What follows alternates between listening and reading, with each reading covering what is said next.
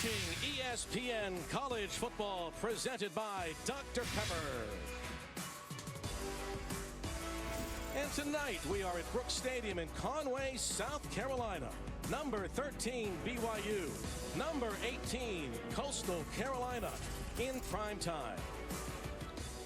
And a good Saturday evening to you alongside Ohio State great Dustin Fox. I'm Bill Roth, welcoming you to Conway.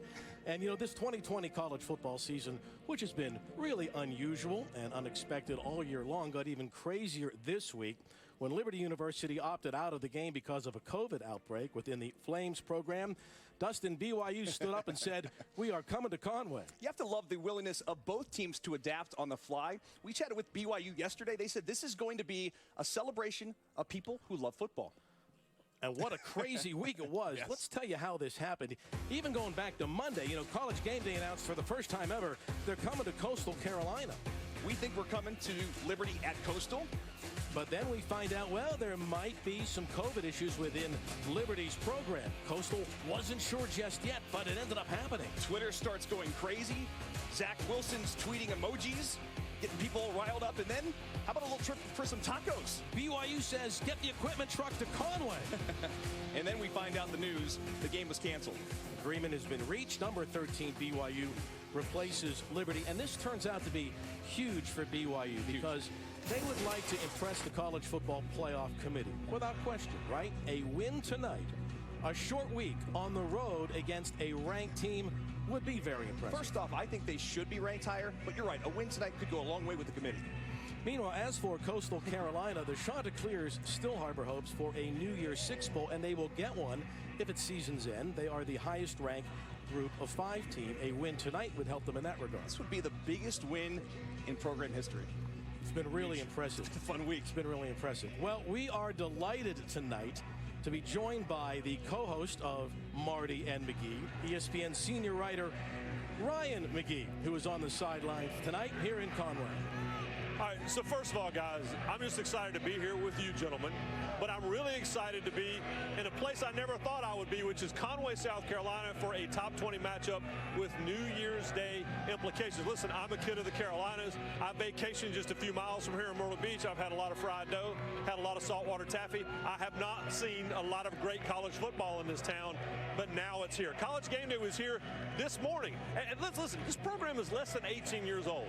This very field right here used to be the Conway High School football field. When they came out to break ground for Brooks Stadium, named for the founder of Hooters, it was covered in wild watermelons. They had to clear this out. That's where they were in less than 2 decades ago, and now they're hosting this game on this night.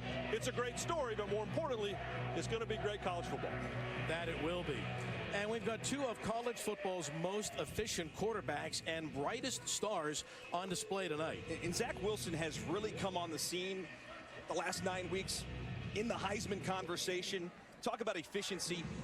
This guy is 3rd all-time in FBS this season. Meanwhile, on the other side, Grayson McCall is the quarterback that you're going to get to see tonight on a national level. He's from suburban Charlotte, and what a season he's having. 20 touchdowns, just 1 interception for this young man. And Billy, nobody thought that he would be the starting quarterback coming into the season.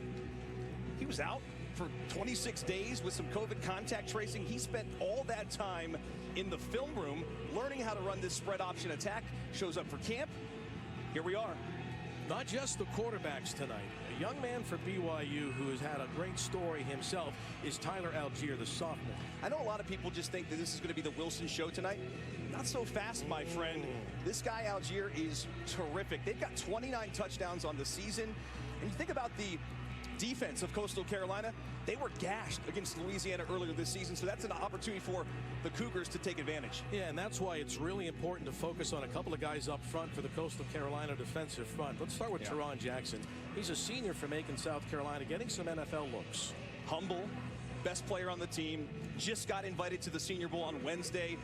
Keep an eye on number 9. He is, well, has been unblockable in the Sun Belt. A little bit different, I think, tonight. On the other side of that defensive line is a 5th-year senior from Bowden, Georgia by the name of C.J. Brewer, who was dynamite here in their last game against App State. Nobody talked about him coming into the season. He really kind of rededicated himself to the team, bought into the program for this year, and now he's bringing other guys along like Gerard Clark. For BYU, this is a guy that we have to watch tonight. There's no question about it, because Troy Warner is a guy that has played a lot of football. He has his older brother, a great linebacker in the National Football League with the Niners. He's a captain, kind of embodies what BYU wants to be on defense. That defense will face one of the most unique offenses in college football, the triple option RPO of Coastal Carolina.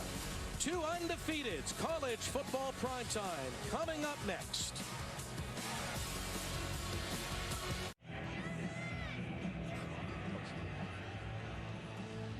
Welcome back to Conway, South Carolina. BYU and Coastal Carolina. It's a blind date, right? They didn't know they were going out on Saturday night till just Thursday. Let's take a look at our coaches, and everyone in Utah and BYU Nation knows all about Kalani Sitake, the former BYU fullback who's in his 5th season as head coach. So excited that his team gets a chance to play. They just wanted to play somebody. He said, I don't care who, I don't care where, let's go to Conway. You have to have a team that's together to be able to pull this off this quickly. And they are. They're having a terrific season. On the other side, yes, sure is. 43-year-old Jamie Chadwell, 3rd year as head coach of the Chanticleers. Tennessee native, was a QB and team captain at East Tennessee State. What a job he has done. Biggest game in Coastal history. It has been a crazy season. It has been an unbelievably wild week for these coaches, for these players. Who thought we'd be here? Who thought we'd have this matchup? That's what we've got tonight. It was a little wild when we got to Myrtle Beach, Billy, finding out that this is going to be the opponents on Saturday. College game day coming to town. Got some fans here. There's a lot of atmosphere in the building. This is awesome. This is what college football is all about. BYU won the toss and deferred to the second half. Jake Holroyd will kick things off for BYU. Shamar Jones is deep for Coastal Carolina. Here we go. BYU and Coastal Carolina under the lights, and we'll start things off with a touchdown.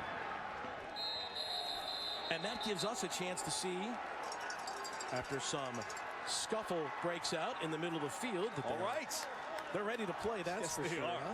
No, but Dustin, tell us about this offense. What are we going to see tonight? Everybody around the country is going, all right, Coastal Carolina unbeaten. They've got this quarterback with incredible stats.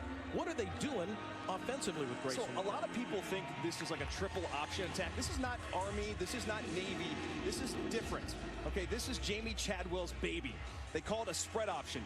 And with their quarterback, Grayson McCall, what they'll do is a lot of misdirection, which you see in triple option, but a lot more passes with McCall. Who's got a heck of an arm and a lot of talented weapons on the outside.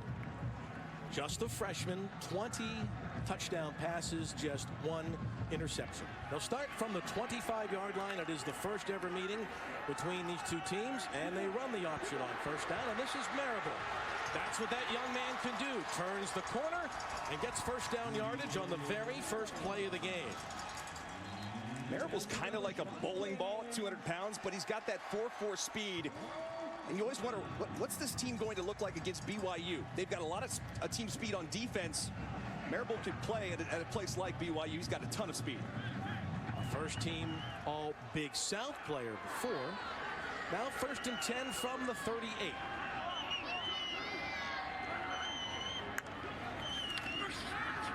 McCall hands it off again. And that's the BYU run defense that Cougar fans know all about. This is a really hard defense to run against. It's hard because they're sound. What I mean by that is they just always stay in their gaps. They run the right lanes, and they run to the football, Bill. That's one thing that you see.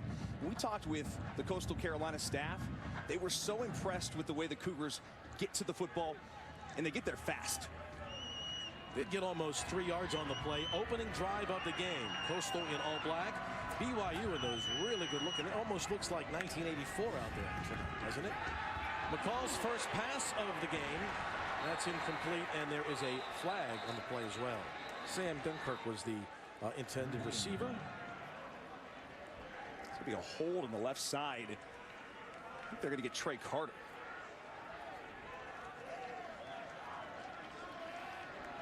Our referee tonight is Kyle Olson. He's asking the BYU bench about the call. Holding.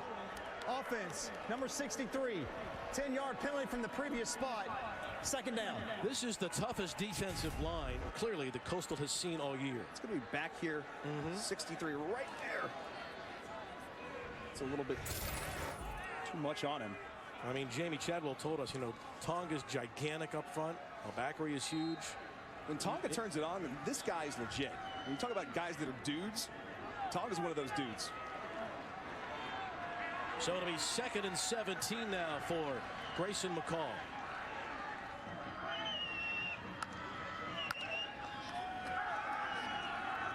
Fake short, taking a deep shot. And he overthrows his intended receiver coming down the right sideline. That's Javon Hiley. He is the top receiver. Billy had him. He had Hiley. He was working against Isaiah Heron on the right side. It was a double move. Maybe a little bit of nerves here early for Grayson McCall in the biggest game of his career. That's a ball he typically hits. And 3rd and 17. We're looking at a draw. They're really good in the screen game, too, by the way. This would be a perfect opportunity for that.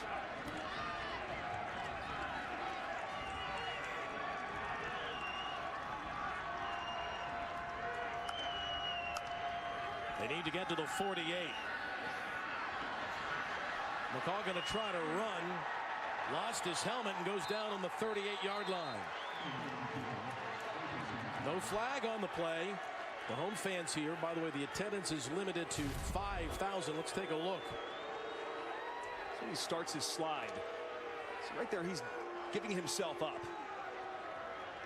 Coastal fans think that was a little bit too aggressive. I thought it was close.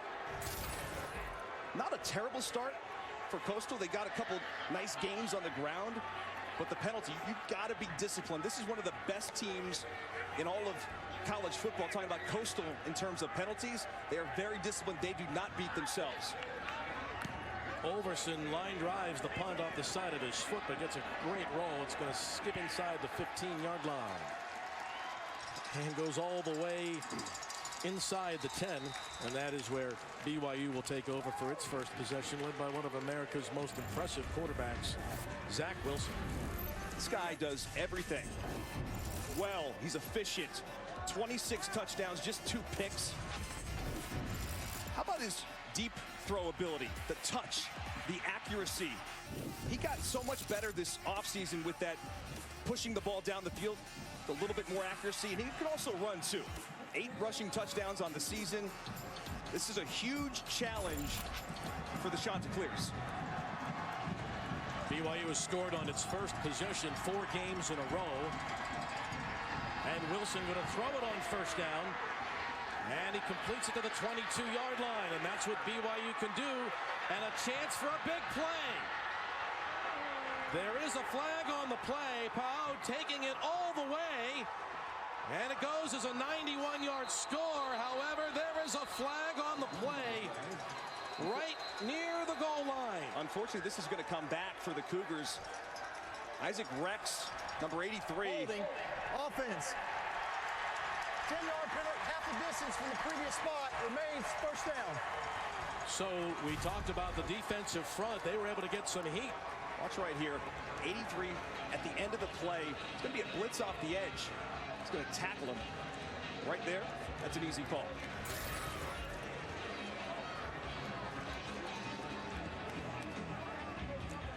That's a costly penalty.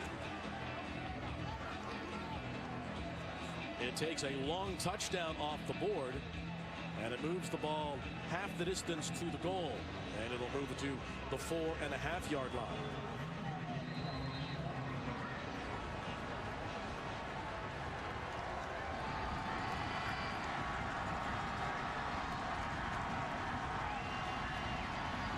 Wilson on first down. Algier squares the shoulders, gets ahead across the 10-yard line and down to the 11.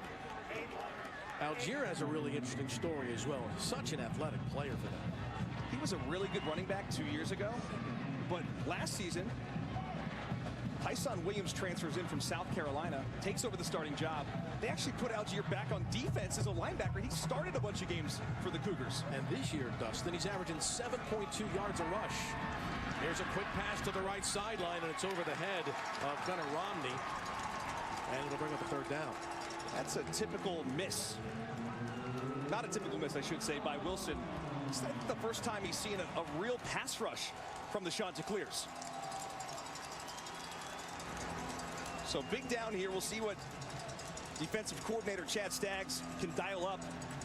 I think you have to bring pressure. Wilson has really not been touched this year. You try to get a quarterback off his spot, make him uncomfortable. It's a perfect chance for the Chants to bring pressure. Algier lines up off his right shoulder. They got the tight end Rex, and it's a slot receiver. First down and more. What a heady play for Zach Wilson. Was that a designed run the whole way? I think it was a little bit of an option, speed option off to the right. He could have pitched it off to Algier, but decides to take off. Now he's got to get down. You can't take that hit. That's where we talk about Wilson. His issues in the past have been the injuries, the shoulder and the thumb. Under a heavy rush again, and that ball thrown incomplete, intended for Milne. The story early, at least somewhat maybe surprising to some people, is how the Coastal defensive front is getting in the backfield. I'm not surprised by it because I know how good these guys are. I was interested to see how they match up against the Cougars' big, physical, athletic offensive line. But when we chatted with Jeff Grimes, the offensive coordinator at BYU, he said these are some dudes on Coastal. So we were a little bit concerned about that front. Algier takes this handoff, gets ahead across the 34, and gets ahead to the 35-yard line. It'll bring up a 3rd and 4 now for BYU. All week long, players on both teams said, we just want to play, right? Well, doesn't this just feel like a backyard football game? Where you're like, hey, call up your buddies, we'll meet you at the park, we'll set up our flip-flops as pylons, and we'll play ball. It's kind of what they're doing here at the beach. They didn't have a lot of game prep. They didn't have a lot of time to study film. This game didn't get officially scheduled till Thursday. 3rd down. Algier has a hole, and he's got the first down across the 40. So early, Tyler Algier has been solid on the ground for BYU. Really good job by the offensive line getting the push. They changed their running attack, their running style this offseason. They moved from an inside zone team to primarily a wide zone team. And the reason is they've got too many athletes on that offensive line. You want to get those guys in space, and you've got running backs who can hit those holes like Algier. Algier's run 3 carries for 21 yards. Out to the 43. Wilson, a heavy rush again. Gets away from the first rusher, then flips it incomplete. It might have been picked. Oh my goodness. He tried to flip it to Katoa. What a dangerous throw. It's incomplete. Nearly sacked in the backfield. Look at the pursuit of Teron Jackson. Doesn't give up on the play. Just tries to flip it off to Katoa. Spillum almost. Oh, Spillum had the pick. That was like the old Brandon Whedon flip.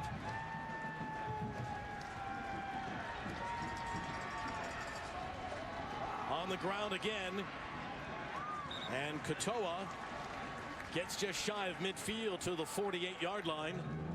They've converted 2 third downs on this drive. This is going to be 3rd and 5 again.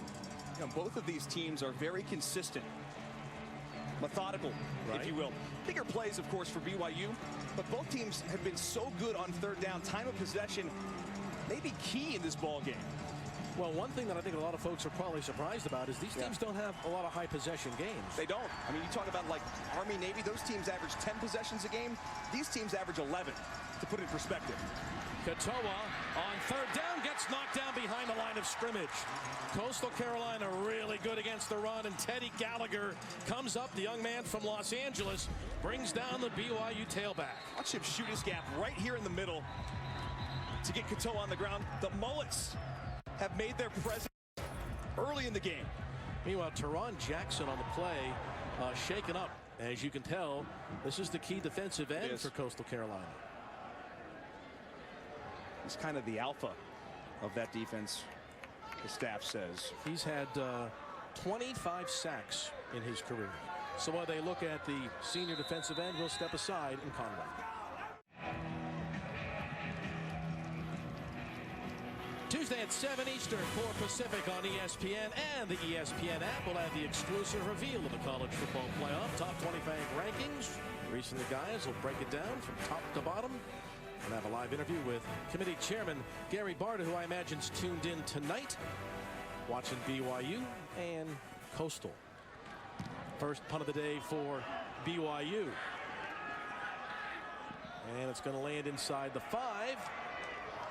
And it's deflected, and the Coastal player tried to run ahead with it, which I guess he could do, right? Ahead to the 6. You know, all year long we've talked about Coastal's like, well, they are America's team. I can tell you this, nobody's having more fun playing football this year than the Chanticleers. There's nothing more American about Myrtle Beach. And then you add in teal turf, a Chanticleer, mullets, and wrestling. Are you kidding me? The celebrations these teams have, or this team has after the games, they change them every single week. It is so much fun to watch this team. Yeah, guys, listen, this is a Sun Belt team, but they're America's team, and I know this because old Marty McGee on the SEC network, we've had all these guys on the show, and no one at the SEC has complained. That just tells you that everyone loves these dudes, and I think it's about the mullets. Ball is on the 6 for America's team, and Grayson McCall thrown out of his end zone and delivers it on the money to Hiley. Then he can't hang on. BYU secondary solid. They're going to hit you after the catch. Yeah, Hiley sits down. They play a lot of zone coverage. And watch. It was Heron. 11 Yes. Heron comes in there. Isaiah Heron, the football out. See, he's open. Right there, he's open. Got to deliver that. Step into it. Good play by the Cougars.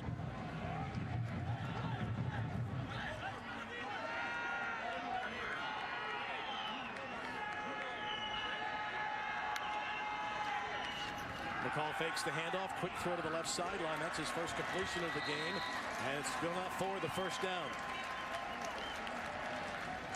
Cameron Brown, who's out of Graniteville, South Carolina, gets his tippy toe in. To get that right foot down. Yes, he does. Right there. It's a tough throw on the run. A little bit high. But great job by Cam Brown coming up with that one. Cam played with Charleston Southern back in the day when Jamie was there. It's under video review. I think that was pretty clear. He got it in. Maybe his heel came down on the line. They'll review the play. We'll step aside. Back to Conway in a moment.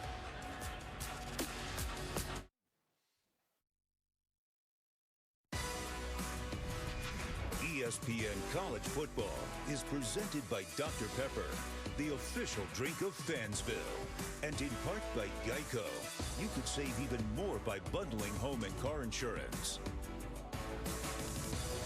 Good time to be a Chanticleer, huh? Dustin Johnson, Masters champ. Soccer team wins the league title. Coastal's already clinched the Eastern Division in the Sun Belt Conference. They had game day here today, and now here's BYU. All right, they went back and reviewed Cameron Brown, Dustin, and they said, yeah, it's a catch. They were maybe making sure that he had possession of the ball through the catch, I should say. Clearly a good job by Cam Brown.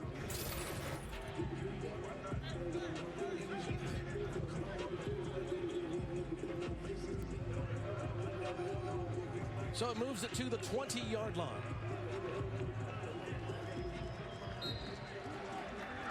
How hard is it to prepare a defense to face this offense on just a couple days prep? Impossible.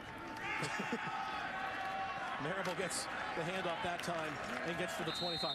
Ordinarily, you'd be trading film, yeah, right? Your GAs do the cut-ups. They get the cards ready. That's like on Sunday.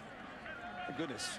Or even during the offseason. Prep for this. I mean, they still put their game plan in. But the good news is for BYU, they play a pretty base defense.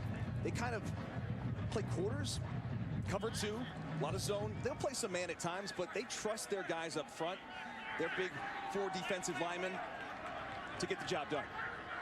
So you do that so that you don't give up the big play? Is that why you do that? I just think you have to focus on your fundamentals.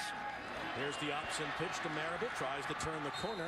He's got some pretty good speed as well. You know, he's 200 pounds, but well, he's carried the ball a lot. He's a senior and a very veteran guy.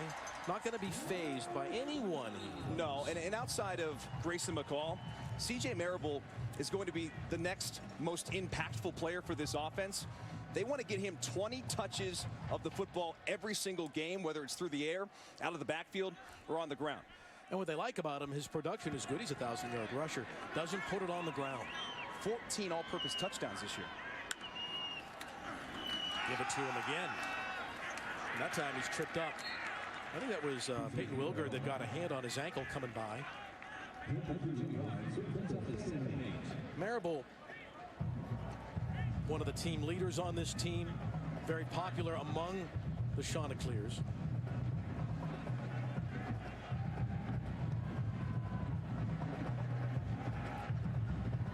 Look at the pace that Coastal Carolina plays with. They take their time. They want to be methodical in their drives. They want to try and keep Zach Wilson off the field. McCall on 2nd and 8. Good pocket that time, and this time he throws it to Marable. He runs across the 40-yard line. Not only does he excel as a running back and on the option, but he's a good receiver as well. That was Kafusi that brought him down, the Rover. Good start for this Chanticleer football team, defensively and offensively. I was kind of worried if you're a Chant fan coming to the game, they could get boat race pretty quick early because just BYU comes in, it's got all the cachet. They've got tons of athletes. They've held up early. Let's see if they can convert a 3rd and 1. BYU says, ooh, it's going to be close. I think he got it. He did. So that offensive line, it's not the biggest O-line, but they are a tough bunch in there. Watch 51. That's Sam Thompson. What a great block by him. Tonga ended up making the tackle.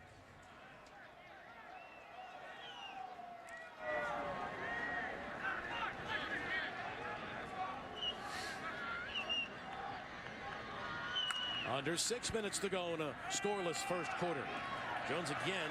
This time he gets ahead to the 47-yard line. All right, we talked a little bit earlier about how impressive Coastal's defensive line looked. Yeah. What do you think of the way their offensive line has performed so far? They call them the Mighty Mites. You may laugh, but... Well, the center, Sam Thompson, is 5'9". Look at this. So Sam Thompson, I just mentioned him. He pulls in that last play, does a good job at a kick-out block. 5'9", 290.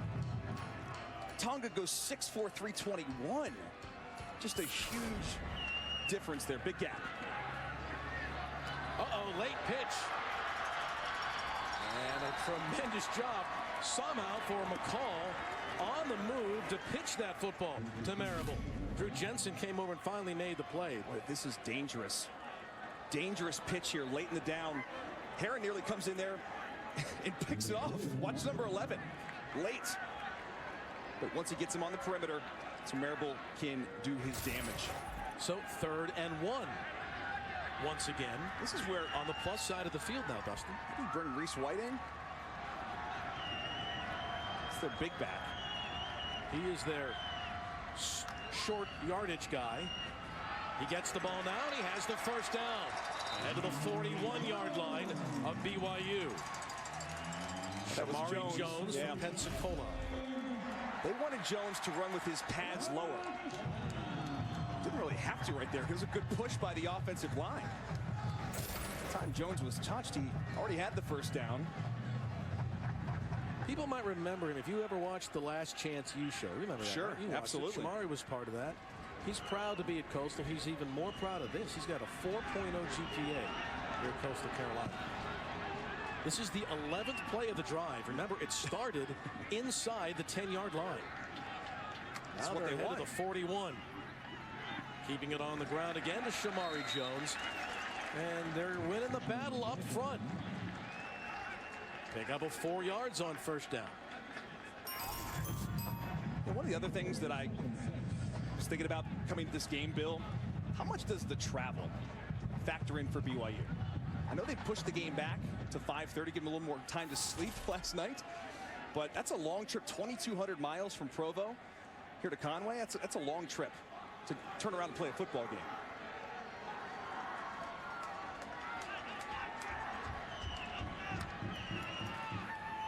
On 2nd and 6, they keep it on the ground again. They got a yard.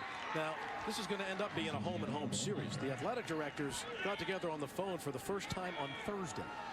They said, you want to play? And Tom Homer, the athletics director at BYU, said, sure, we'll come. There's no contract for this game, which is unusual to say the least in college football, but they decided at some point Coastal will return the game to BYU. They'll make the trip. Grayson McCall time, 3rd down. This is where their money.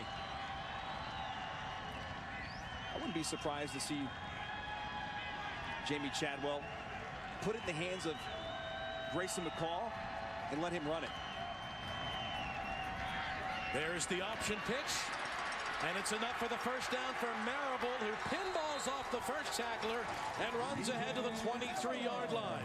C.J. Marable, the senior, bulldozing his way for another 3rd down conversion for Coastal Carolina. It was a busted play, too. I think it was supposed to go off to the left side. McCall fakes it to the left, comes back to the right, and gets it out to Marable. Huge pickup on 3rd down. 3 straight 3rd down conversions for Coastal Carolina on this drive, and this now becomes the 14th play of this drive. They're eating up a lot of clock and a lot of real estate on this teal turf. Chadwell said to us yesterday, time of possession matters to them. McCall to put it in the air to the left sideline, and it is caught. Beautifully done over there by Likely. Somehow was able to haul it in, and that's a perfect example of the beautiful ball that Grayson McCall can throw. Pretty throw on the outside. This was an unlikely catch by Likely. Now they want to get Likely involved early in the ball games because he's got an injury. He's been battling this foot, probably going to have a surgery after the season.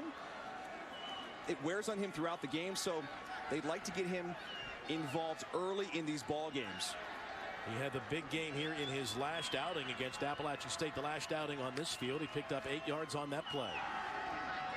Somewhat of a sprint run. That'll be enough for the first down to the 12-yard line. Dustin, you talked before the game that it's going to be a low total number of possessions, that both teams average about 11 per game. This is just the 3rd possession of this game, and we're almost down to 1 minute to go in the opening quarter. Possessions will be vital. Talked about like Army and Navy get 10 a game. They don't run that slow, but they're getting about 11.2 per game on average. So if one team gets ahead, gets a lead, kind of watch that as we go throughout the rest of the ball game. McCall and the Chanticleers can get a first down near the 2. Sprint draw up the middle. Jones gets submarine down to the 5. Now you can see the confidence of this Coastal Carolina team, can't you? Well, there's Reese White. That's the between the tackles guy. He's their physical middle runner. They've got really 3 talented tailbacks here, Billy, that can make a lot of plays for this offense. Marable, Jones, and White are the 3. Marable back in now on 2nd and 3 from the 7. Final seconds of the opening quarter. McCall hands it off. Marable up the middle, takes it into the end zone. Touchdown, Coastal Carolina.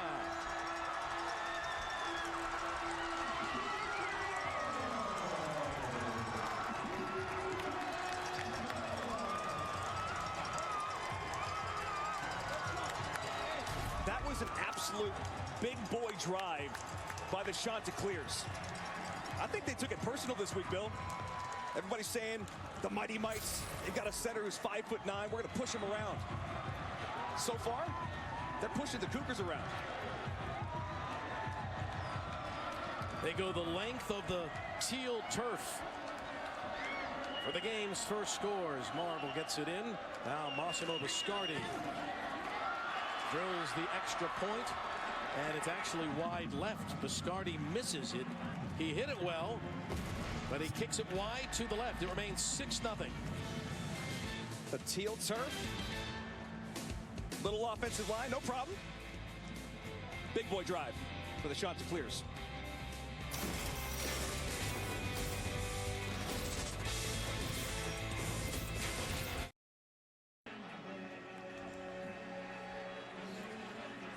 Coastal Carolina scores first, the longest scoring drive in school history, Dustin. They go 94 yards for the touchdown, take 9 minutes and 5 seconds off the clock. I'll tell you, that can wear out a defense, Bill. Coming all the way across country, going on the field for that many plays, 9 minutes, that is exhausting for a defense, let alone a team that had to fly, had to travel, had to go through all these crazy things this week. Biscardi, who missed the extra point, by the way, that was his 4th career miss of a PAT. Will kick the football back. BYU will get it on the kick return. This is Milne, or rather it's Christensen on the return, 15, and he gets ahead of the 23 and knocked out of bounds. All right, there's just 5 seconds left, so likely the final play of this first quarter. Very curious to see how BYU reacts. They'll respond. Look who their quarterback is. They'll regroup. Going to play here, go to quarter break, and we'll see Zach Wilson kind of settle in here a little bit. He's excited. He said this was like Christmas morning when he found out they were going to be flying to Myrtle Beach. They thought they had a long touchdown pass to Pau, but it was called back because of that holding penalty you'll recall on their first drive. Now they get it again. Final play of this quarter. Wilson, the pump fake and the run. Wilson showing what he can do with his legs, and he scoots out to the 35-yard line on the final play of the first quarter. 9-0 Coastal Carolina, 9-0 BYU under the lights, and the Chanticleers have the lead after 1.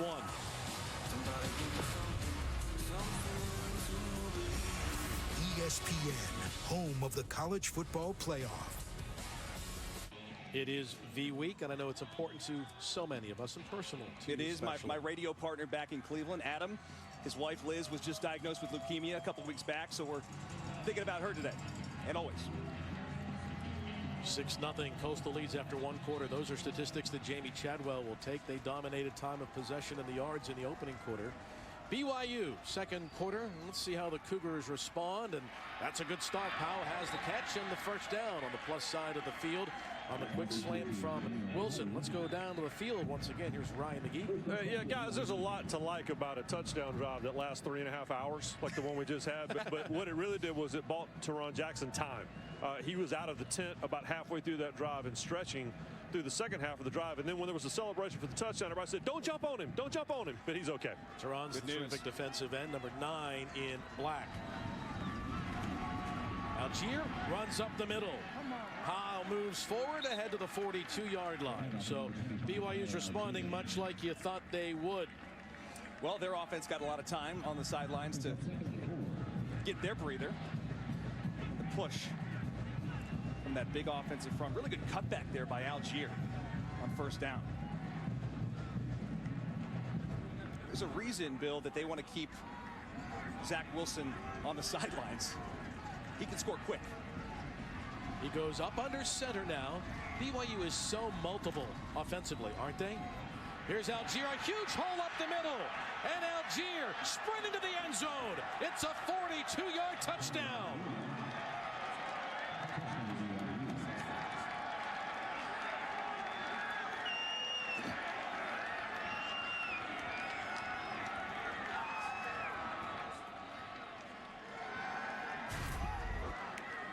It's 56 right here.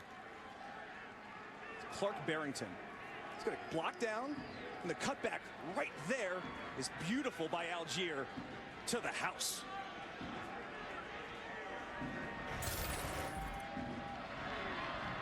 #12 touchdown of the year, and now Olroyd in. And this extra point is good. However, there is a flag on the play on the PAT. They're going to pick up the flag. No flag.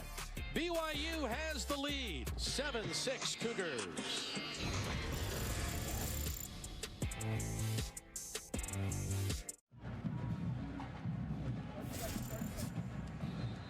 BYU has its first lead of the night, 7-6. You know, Dustin, this has been such a crazy season for every college football coach, of course, but especially for Kalani Sitake and BYU. Look at the schedule. That's what they were supposed to play. A little different now. Yeah. Watch how many games have to get moved. That's what it looked like if you were a Cougar fan at the beginning of the season. And that's how it's turned out. Honestly, it's pretty impressive they've been able to get 10 ball games in. I mean, for having almost everything canceled on the schedule. And Kalani's been talking about this. The Sun Belt, Conference USA, the American Conference, they're grateful that they were able to schedule some games. Well, when they say anybody, anytime, anywhere, they mean it. They do mean it. And this week it's Myrtle Beach. Conway, South Carolina, just west of Myrtle Beach. Fair catch called for, and Coastal will get the ball.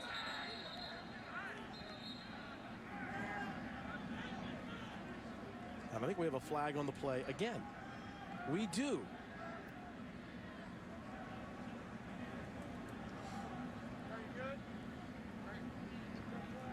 They won on the blue turf at Boise, and now they're trying to win on the teal turf in Conway.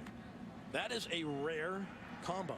They're going to go to Eastern Michigan next and play on the gray turf. They have gray, right?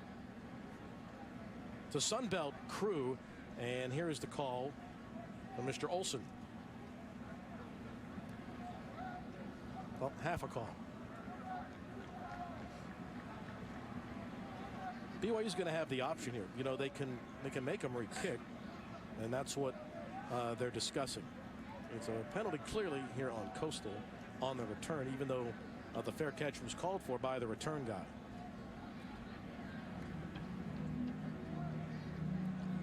You know, there's a third team involved in all of this tonight, and that is Liberty.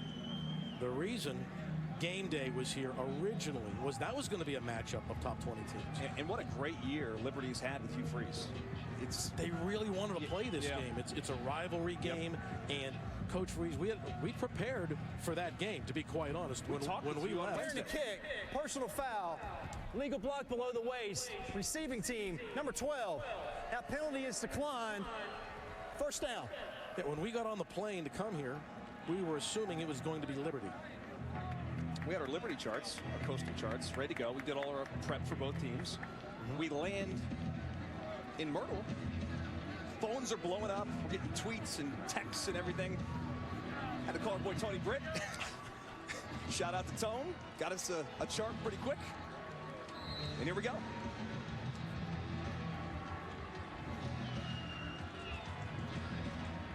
And it's been a great game so far. Now, the last time Coastal Carolina had the football, it took 9 minutes and 4 seconds off the clock and went 94 yards for the opening touchdown of the game. Now from the 25. And the BYU defensive front wins the battle that time. You know, when you take a look at Zach Daub, you can see how athletic he is and how they're so impressed with the way 99 plays.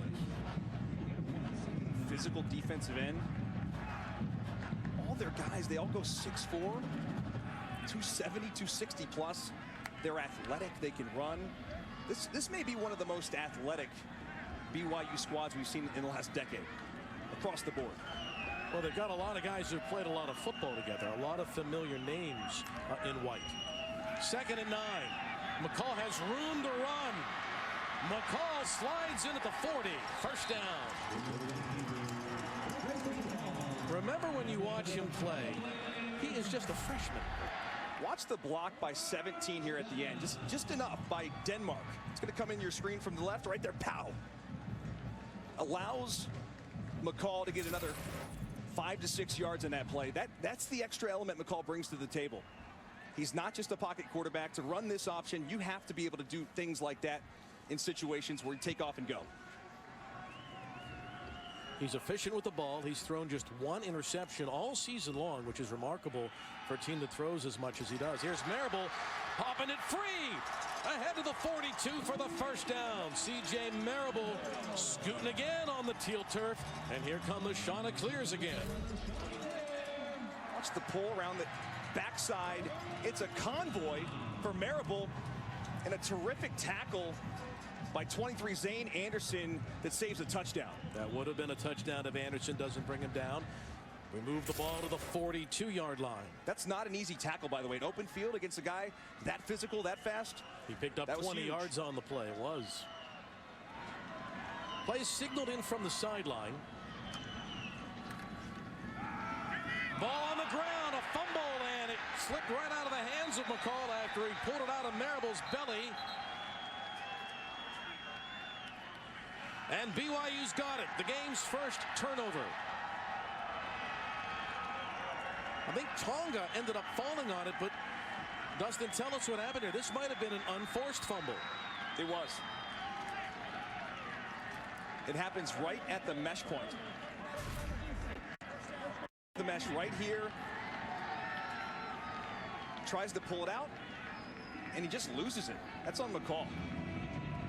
Because when Marable comes through like that, he doesn't grab the ball. He waits for Grayson to leave it in there. He didn't. He tries to pull it back out. That's an unforced error by Grayson McCall for a guy that doesn't make many mistakes. And Coach Chadwell talking with him there, and the game's first turnover gives BYU terrific field position on the 42, leading 7-6 early here in the second quarter. They give it to their terrific tailback, Algier, and he gets to the midfield stripe.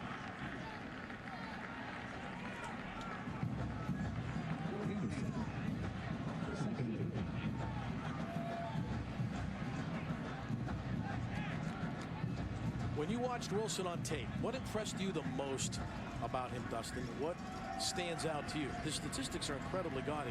You've watched him in person. Yeah. What are your impressions thus far? Just his poise and his accuracy probably is one of his greatest strengths. This is a trick play, a double pass. Powell caught it. It was well defended downfield. I think he was going to try to throw it back to Isaac Rex, who was covered on the play and well defended. Well defended by the guys in black. They try to get Rex down the field. He was open for a second, but the terrific pursuit by, they call them the Black Swarm defense of the Chanticleers. They get there and don't allow the double pass to happen. Alex Spillum again making the play. He's had a very solid first half. So 3rd and 4 now for BYU, and it's Captain Zach Wilson. He'll go out of the gun. And again, they're going to split Isaac Rex to the left, one of 3 receivers that side. They keep it on the ground, and the Chanticleers make the play shy of the first down. It'll be 4th down and 2. Well, it looked like a pass, and then they run it, and now it's 4th and 1. If you're BYU in this territory, this is what you tell your offensive linemen. You're playing against the Sun Belt team. We didn't come 2,200 yards to punt. 2,200 miles? 2,200 miles to punt. Or yards. Yeah. No, this is where the big boys up front have to bow up. And it's a little close, but I could even see Zach Wilson, quarterback, sneaking. There is the toss, and the throw back to Wilson. A deep shot for Romney. Incomplete. Coastal Carolina will take over near midfield. Another double pass. To Jordan Strong, who's tied for the lead in interceptions in all of FBS. Watch this. Never gives up on the play. Is right there. Doesn't bite on the double move. Chanticleers come up with a big stop on 4th down.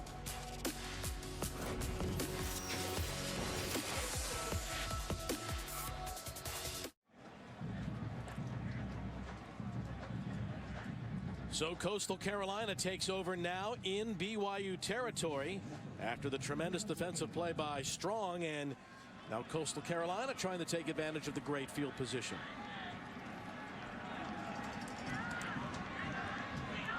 BYU can't take advantage of the turnover, go for it on 4th down, and fail. Now McCall to the air once again. That was nearly picked, but it's caught at the 40-yard line, and that'll be enough for the first down. Oh, Kafusi, he was thinking, I've got 60 yards or so of teal turf in front of me. He just missed it, Dustin. 53 right there in the middle of your screen. He's going to drop right out there. That should be an interception. Nearly was, but the concentration, my goodness, of Isaiah Likely. That was a lucky play for the Chanticleers.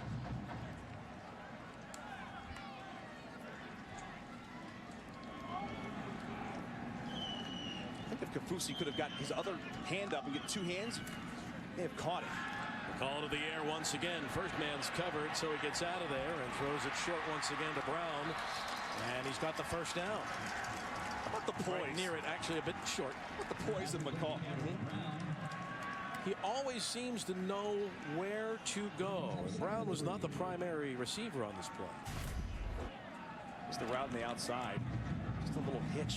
He kind of works his way in with the scramble drill, works his way back outside. That's what you're taught as a wide receiver. And then tries to get the sticks. Well done. Ahead of the 31-yard line, 2nd and 3 now for McCall. Marable again. Down to the 28-yard line.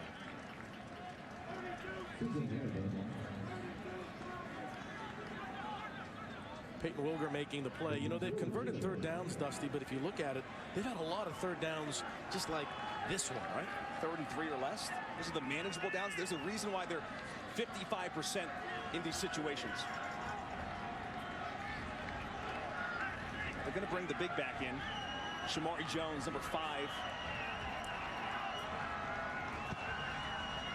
Likely goes in motion. He's the tight end on the right. Jones the carry. That's enough for the first down. So they don't have necessarily the big time back, but when you add up the numbers of Jones and Marable and White, it is impressive how they move the ball on the ground. Marable's kind of the bell cow, but they do it by committee. See, Marable's got buck 19 carries, I should say, on the season. The 8 touchdowns, though, that's really good around the goal line. They're a terrific red zone team. That is the biggest difference, Coastal Carolina 2020 as opposed to last year. They weren't a good red zone team. McCall fakes the pitch and he slides in. They got a great baseball program here, right? They won the College World Series. He's been watching the baseball guys on their slides, hasn't he? Terrific baseball program. Watch here. Fakes Kafusi out right there, 53. Kind of faked me out a little bit up here, too. Really good job by carrying out that fake by McCall. Remember, they had a clock-eating 9-minute drive the last time they had the ball, and here they come again. Marable up the middle, spins at the 10, tripped up there. It'll be first down and goal to go.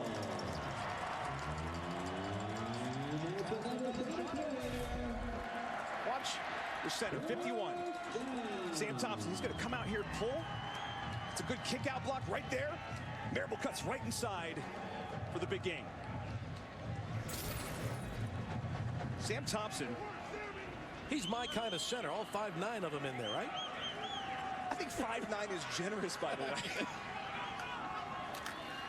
First down and goal. Marable gets it ahead to the 7 or so. And Tonga brings him down there.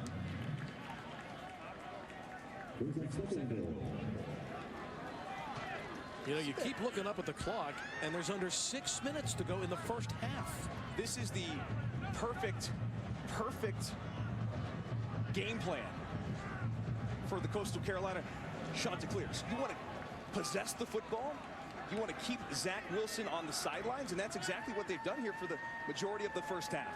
9th play of the drive, 2 tight ends and 1 back. The roll for the quarterback, and he's going to step out near the 6. Well defended. Another example, though, Dustin. We've seen him all year long. McCall never forces a pass. He's only thrown 1 interception. No one was open. Step out of bounds. And what's so rare about that, Billy, is freshmen make freshman mistakes. He just doesn't do that. He doesn't force the football back across his body over the middle. He knows when he gets outside the pocket. They give him designed, you know, boots where he has those options where he can throw it away. Very, very smart kid. And all Zach Wilson can do is look at the video board and watch. 3rd and goal from the 7. As we turn under 5 minutes in the first half, and Coastal is going to call a timeout here. That'll be their first. And we will step aside as well. Well, they are both unbeaten, and Coastal and BYU in a good one.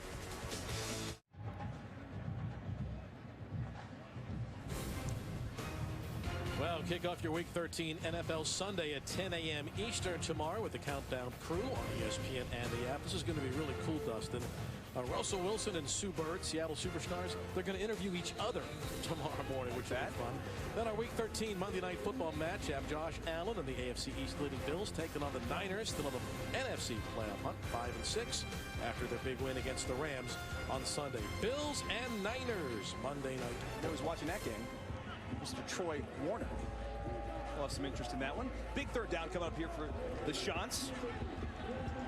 So be the 10th play of the drive. Remember, Hiley's right here in the slot. They haven't really got him too involved in the offense early. That's their top target down here.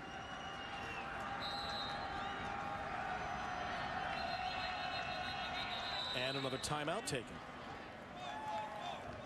Timeout, BYU. Their first of the half. So Cat and mouse BYU game? calls its first timeout after Coastal called their timeout. So remember now, Coastal's trying to take advantage of the short field. After 30-second timeout. Coach Kataki went for it on 4th down on the double pass. That didn't work. And now here comes Coastal with a chance to take the lead. They've been so good in the red zone. In fact, 24 has kind of been the slogan this year for Coastal Carolina. What does 24 mean? Well, they were 24 points away from winning the Sun Belt last year. And they went back and looked at all their close losses, and they said, you know what? It was penalties, it was turnovers, and it was red zone offense. We kicked too many field goals last year. This year, thanks to guys like Hiley, who has been so good in the red zone, those two guys, it is highly likely that one of those two players will get thrown the ball in this situation, pun intended. Yeah, Hiley is responsible for 30% of all catches in this offense. That's a lot. Especially down here. He's going to come in motion. Back to the same formation they had before the timeout. So they try to use a little of this window dressing to make you think a little bit in the back end as a defense. McCall going to try to run for it. The ball may have came out, or he's short. Didn't make it. Down to the 1. And it will be 4th and goal.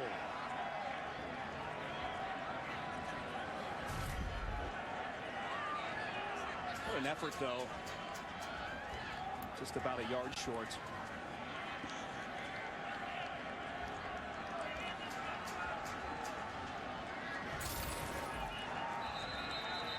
Now Bakri and Kafusi brought him down. That's not good, Billy. And they're going to stop the game as McCall still shaken up after he got hurt on the dive towards the goal line.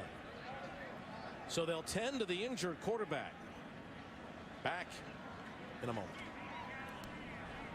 Timeout. So McCall appears to be okay. He will remain out for a snap. And I think they're going to go for this, Bill, which is not a big deal. Fred Payton comes in. He's played a lot of snaps in a lot of situations just like this. He's from Sewanee, Georgia. Reese White is their power back. He's out of Sandy Spring, Georgia. He wears number 2. So McCall will miss this play. 4th down and goal for Coastal. The backup quarterback, Fred Payton. White dives across. Touchdown, Chanticleers.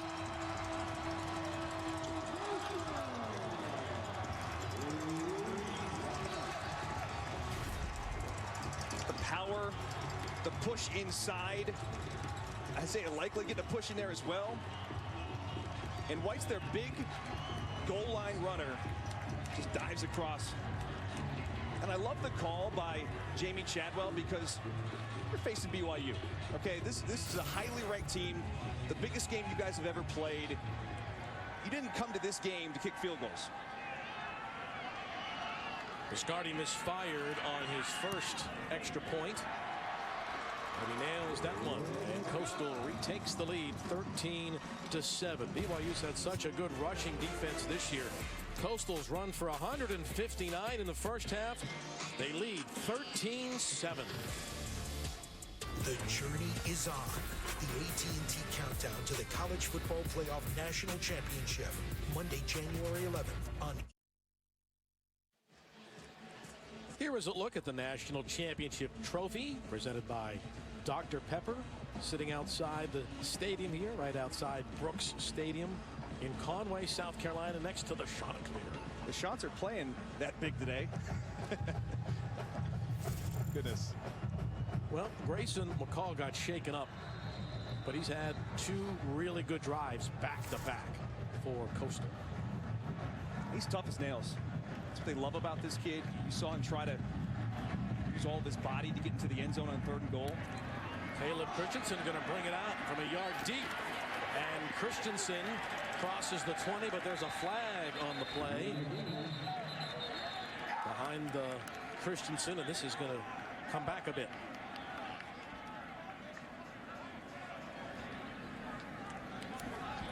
During the return, the lead block in the back, receiving team, number 52.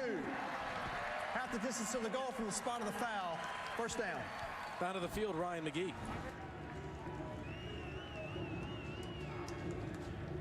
Hey, guys, you know who really likes watching Grayson McCall? Is Zach Wilson. During those lengthy drives, I was behind the BYU bench, and he is locked in. Watching him, we learned yesterday, he's a quarterback junkie. Yes. He relaxed by watching film of Patrick Mahomes and Aaron Rodgers. So he's watching a good one here today, too. He just said he likes to watch him play. He likes watching all quarterbacks, not just the great ones in the NFL. He watches all the quarterbacks in college football, too. He always feels like he can learn something. He connects with Dax Milne for a first down throw there. We spent about a half hour, 40 minutes on the phone yesterday with John Beck, the former NFL and BYU All-American quarterback, who's now an instructor at the 3D QB camp out in Huntington Beach, where Wilson and so many other great quarterbacks go all the time. And he said the same thing. He says, if you look at Wilson's iPad, he's downloaded games of quarterbacks, and he'll send him a text like, how can I do what Breeze did? How can I do what Jameis Winston did? What can I learn? But Beck has really made a difference with his mechanics, his strength in his shoulder, and obviously pushing the ball down the field. Two good throws in a row for Wilson.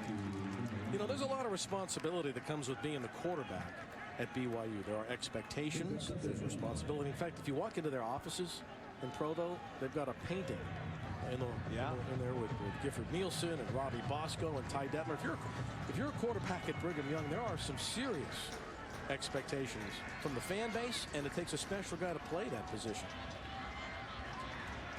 What effort. Great effort. That'll be enough for the first down ahead of the 38-yard line. Bill, is this the time we should talk about the 10-hour drives that BYU fans are sick of hearing about? Probably. To John Beck. COVID helped Zach Wilson.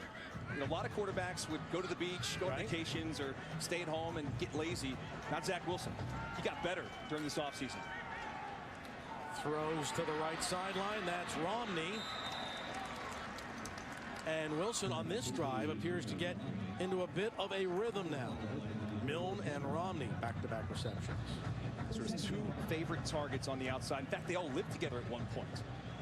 Zach still does live with Dax, but that continuity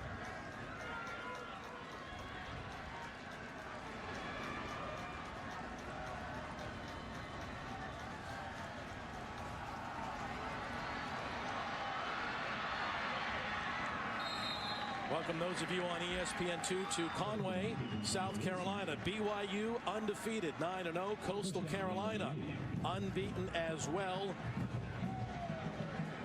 It has been a tremendous game, and now we have Zach Wilson and BYU on the move ahead to the 41-yard line. Wilson lets it go, and he's got his man again on the left sideline. The Cougars on the move as Milne goes down the sideline. Touchdown, Brigham Young. That is an answer for BYU and Zach Wilson. How does Milne stay in bounds? He's wide open. I think he might have stepped out right there, Billy, but what a toe tap down the sideline, and Coastal's got to not give up on that play. They'll review it. He actually looks back over his left shoulder like, I haven't heard a whistle. Right there, I think he might have stepped out, Bill. But what a throw. That's a far throw for Zach Wilson to make. 41-yard touchdown if it stands, and it appears that it will. See, right there. Does the heel go out of bounds? That's the question. No, it didn't. Wow. And just like that, BYU retakes the lead. Dax looked over his left shoulder. He's like, I haven't heard a whistle. I must still be in bounds. And he tiptoes down the sideline. And the young man from South Jordan, Utah, late in this first half, puts BYU back on top.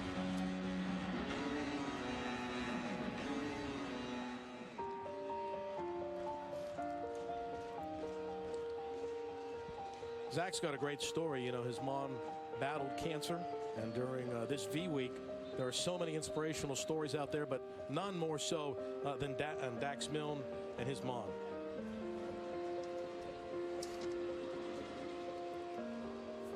We ask you that you please support cancer research by visiting v.org/donate.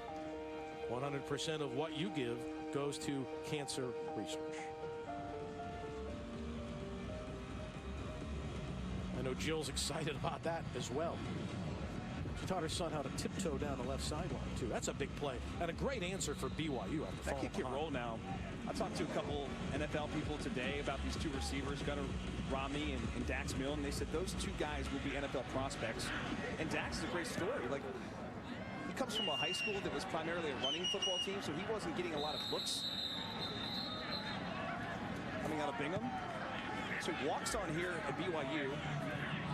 Kind of has a little bit of a chip on his shoulder, just like Zach Wilson, who didn't have a lot of offers coming out of high school. And they've all kind of developed together here in this third season with BYU. The drives are interesting, though, Bill. 17-play drive, 11-play drive.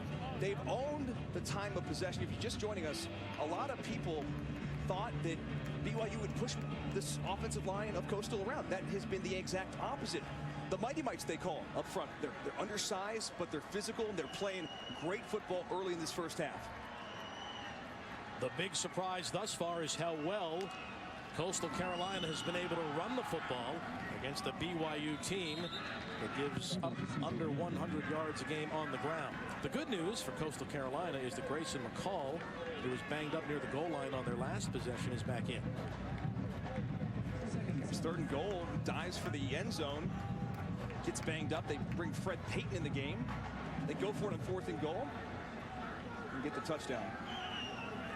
Ryan tells us that officially what they're saying is he just had the wind knocked out of him, but he did miss one play. 2 timeouts left for the young man from suburban Charlotte. Flag is thrown, and he misfires on this pass to C.J. Marable with 1:05 to go here in the opening half. The difference in the game, a missed extra point on Coastal's first touchdown. That's why BYU's lead is 1. Holding. Offense. Number 72. 10-yard penalty from the previous spot. 2nd down. Now, speaking of holding, there was a hold on BYU that negated a 95-yard touchdown. A 90-yard touchdown. It was a huge penalty early in the game.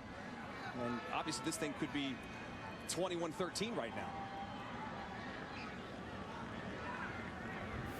They call the penalty on Loper, the holding penalty. It'll be 2nd and long. Now remember, Dustin, BYU has 2 timeouts left, 2 here with 1:05 to go. This is where McCall can run.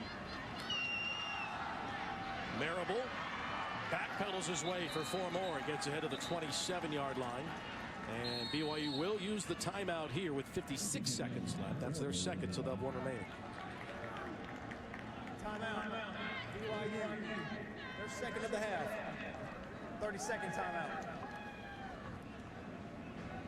It's been really interesting to watch these two teams that didn't know they were going to play this game until Thursday.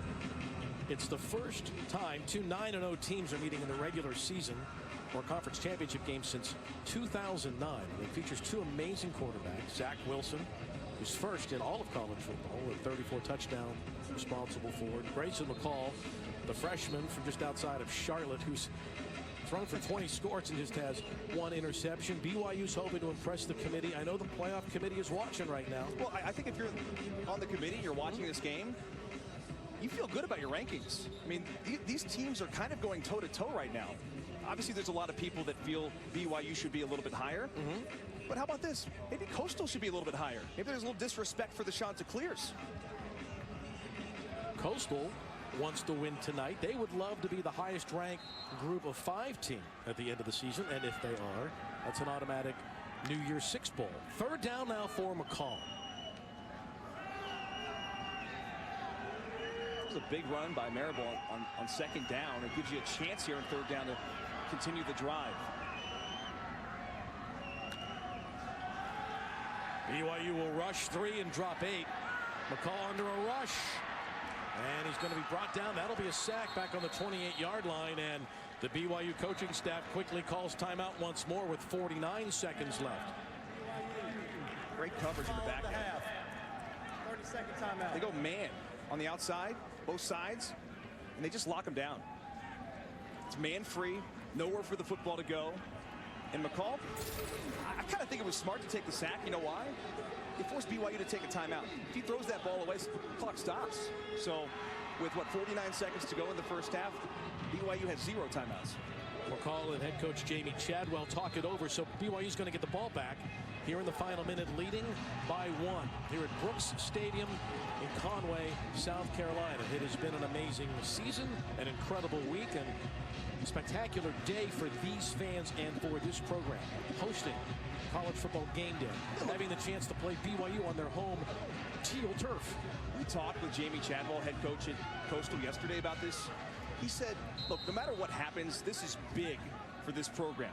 The amount of exposure, the amount of fun they're having this season, it's just been tremendous for everybody involved here in Conway. Here's the punt, and what a punt that is. All the way back inside the 20-yard line. And BYU will take over with 38 seconds to play. With this quarterback, that's an eternity. There's no doubt that Kalani Sitake is going to try to go get some points here. Well, what do? You've got the lead. You want points? You want points? Let's go. Your kicker's 10 for 10 on field goals this year. Go get 40 yards. This is what Zach Wilson loves. I mean, he watches Rodgers and Mahomes work in these 2-minute situations. He knows what to do. From the 30-yard line. A little bit of a pump fake. Everyone's covered, and he dropped the ball. He just dropped out of his hands. Well, now that changes things, Bill. Okay. I'll take the 1-point lead at halftime, buddy boy. Maybe not. Let's see. May spike it. Yes, and that'll stop the clock. 22 seconds left. Yeah, the disastrous thing there would be if he doesn't recover this fumble. It hits off his knee as he's running. He's trying to throw on the move. The teal turf distracted him a little bit there. But they still want to try to take a shot here on 3rd and 15.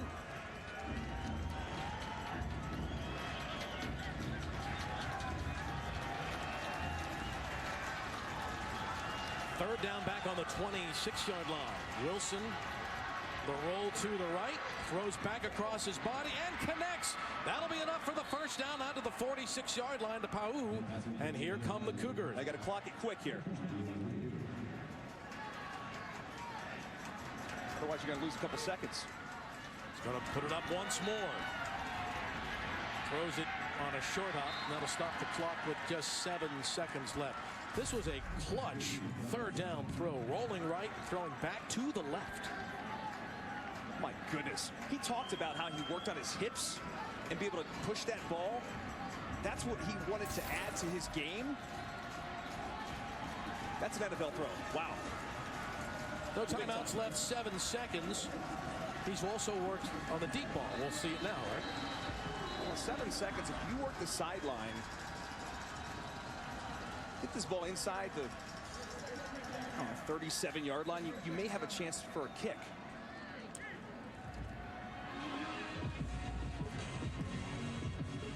You know, the kicker has hit a 54-yarder against Troy this year.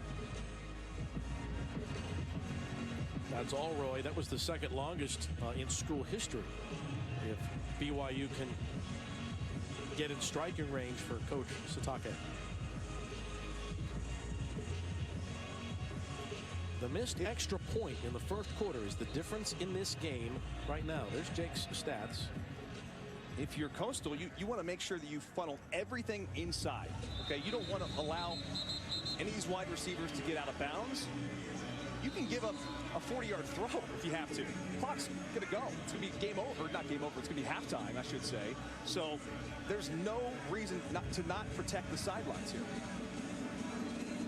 And your safeties are going to be playing all the way back in Charleston, South Carolina, right? That's right. No one's going to get behind you here. See how he's outside here? See how he's outside there? You want to force everything back in here.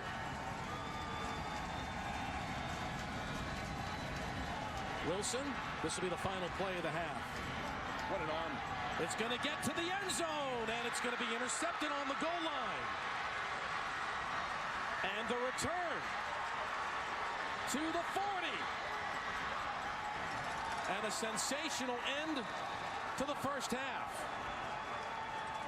Wow. Boy.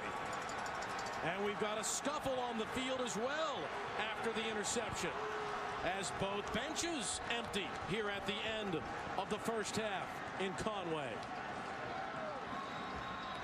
Well, they said it's the Mormons versus the Mullets. They got the shirts going around down here in Conway. A little feisty.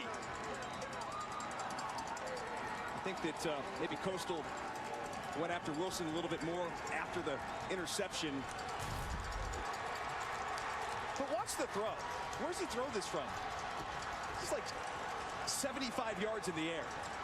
Derek Bush makes the catch on the 1. At the end of the play, a little more. Let's see. You got to block somebody. You got to block. Chandler is a linebacker. Yep, that's what they're mad about. That's mad, yeah. And that's why they're really mad. Can't do that. Can't do that. That's Jeffrey Gunter. That'll all be reviewable, by the way. Absolutely. And Billy, people come to Myrtle Beach to buy fireworks. We got fireworks at a football game, man. This has been a fun first half. BYU leads by 1, 14-13 here at the intermission. We've had big plays on both sides and a little wrestling at the end of the first half. Big plays, and for both these teams that are averaging 40 points a game basically. Been some defense, there's been some offense, there's been a lot of great plays on both teams.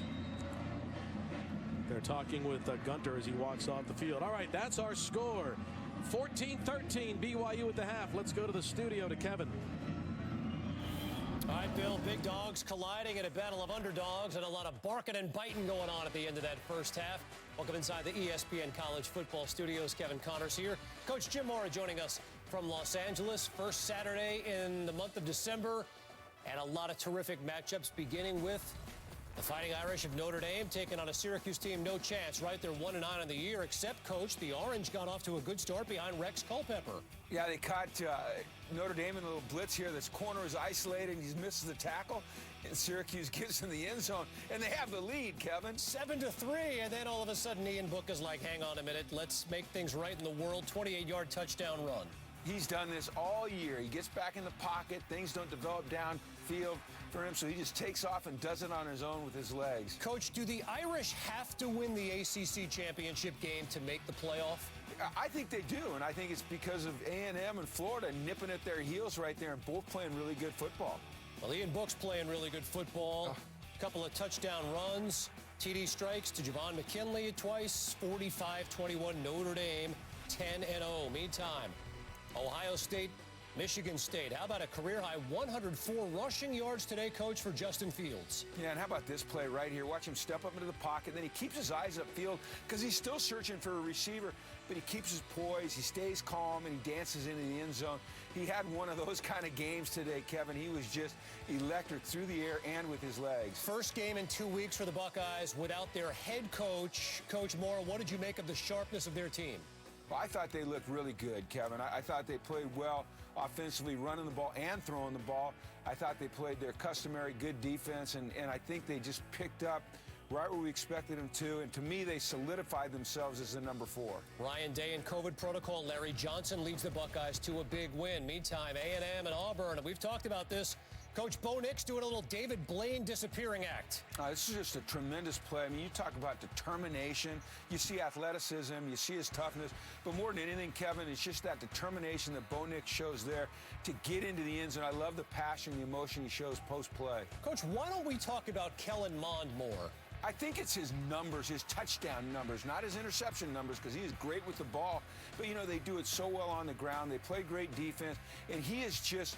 he's so consistently good but he doesn't do anything that's just super flashy. But he's a great leader, and he's doing a tremendous job this year for A&M. Aggies win it by 11. They're 7-1. Meantime, Florida, another one of those teams on the periphery of the playoff, going on the road to take on Tennessee. And how about this start for Eric Gray and the Vols? No, this is nice, and if I have a concern about Florida, it's their defense. You know, I think they play good defense, but not elite defense. Certainly offensively, as we're looking at here, we know they're elite. Trask is elite. Pitts is elite. They've got receivers all over the place, but defensively, they're just a little substandard for me. Trask threw for 4 touchdowns in this game, no interceptions, 433 yards. Coach, when I tell you he's thrown for 38 touchdowns and 3 interceptions, what comes to mind? Decision-making, accuracy, confidence and trust in his receivers downfield. You see the speed right there that they possess on the outside.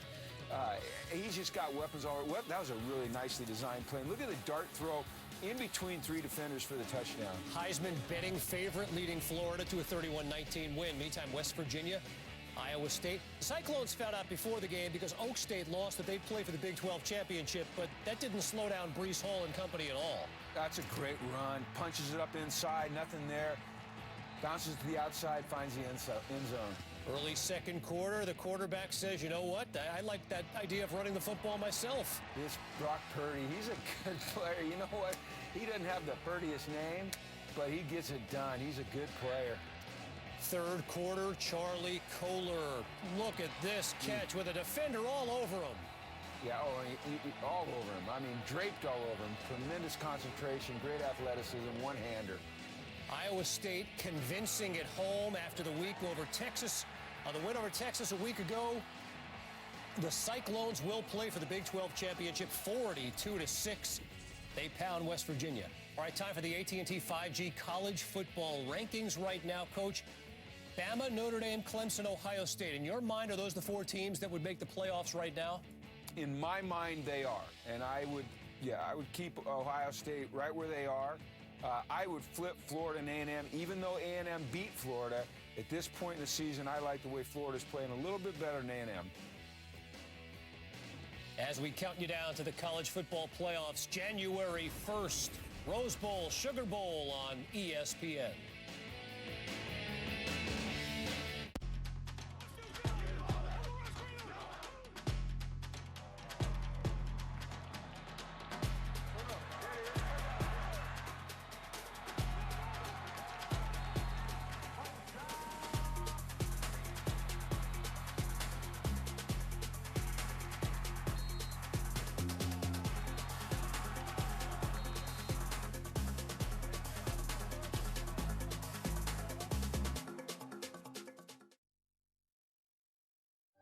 There were many who said it couldn't be done. But we did. And we didn't stop there. We kept reaching. We grew. We took risks. We conquered. We made the ordinary into extraordinary. We believe in the innovators, risk takers, and everyone in between. Because at Coastal Carolina University, we know that those who believe it can be done, do.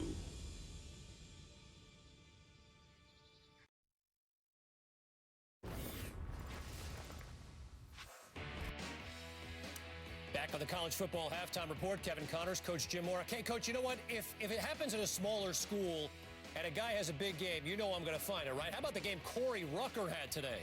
He was unbelievable. The things that he did. Look at this run here.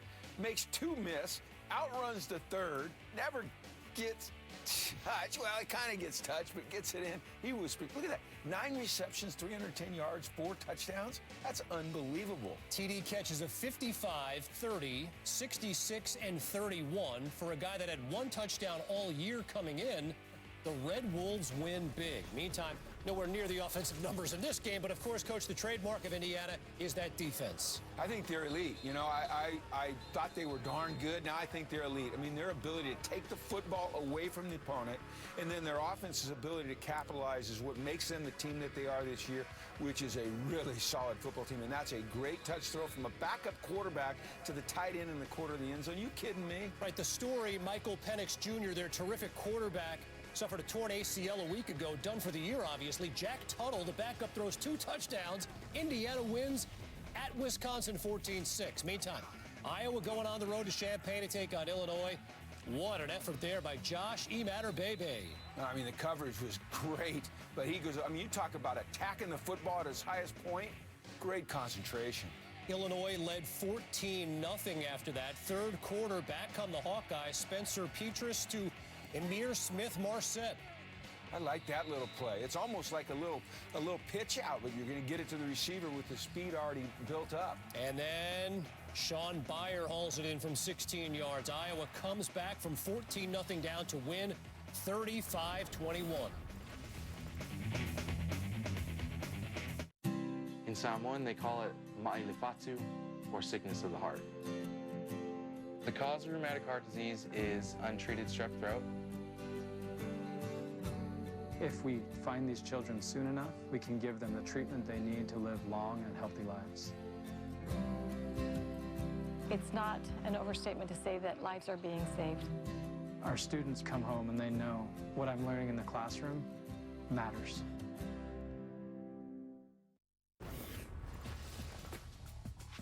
All right, Heisman hopefuls. Kyle Trask, great again today. Mac and Trevor play tonight. Zach Wilson going on right now. Coach, I've got Trevor Lawrence still as the Heisman Trophy winner. Am I crazy? No, you're not crazy, Kevin. You're right. You know, he's being penalized because he got coronavirus. And, you know, he's still having a great season. But when you look at the numbers that Jones and Trask have, I mean, they're remarkable. I mean, absolutely remarkable. And for Trevor, it looks kind of pedestrian, which it's not. He's got a chance to add to those numbers tonight in prime time on ABC at Virginia Tech. Zach Wilson has a chance to pad his numbers too.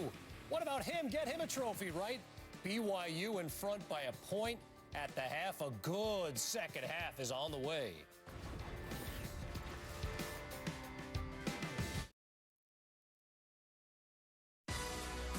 Welcome back to ESPN College Football, presented by Dr. Pepper. We're at halftime in Conway, South Carolina, right outside Myrtle Beach. 1-point game, 14-13. The Cougars lead at the break. Pair of undefeated teams. They are both 9-0. This has been a lot of fun, hasn't it? Has anybody come to Myrtle Beach and never not had fun? This is awesome. What surprised you here in the first half? I think BYU's rush defense. They come into this game giving up 88 yards per game. Today, Coastal Carolina, they ran for $171 in the first half. Marable is a solid runner. As we look forward to this second half, how will the Cougars contain him? Good question. Got to play tougher. Long sustained drives by Coastal, I think, is wearing out the defensive front of BYU. Meanwhile, on the other side, every time that Coastal has taken the lead, anytime Coastal has done something well, that man has responded. BYU has come back thanks to its quarterback, Zach Wilson. Coastal will get the ball to begin the third quarter. Both teams 9-0. BYU trying to impress the playoff committee. They felt like, hey, we're not ranked high enough. We're 9-0. We are blowing people out. This is unusual for them to be in a one-point game in the second half. Coastal, you got to give Coastal credit here, though. I think maybe both teams will get some respect by the committee after tonight.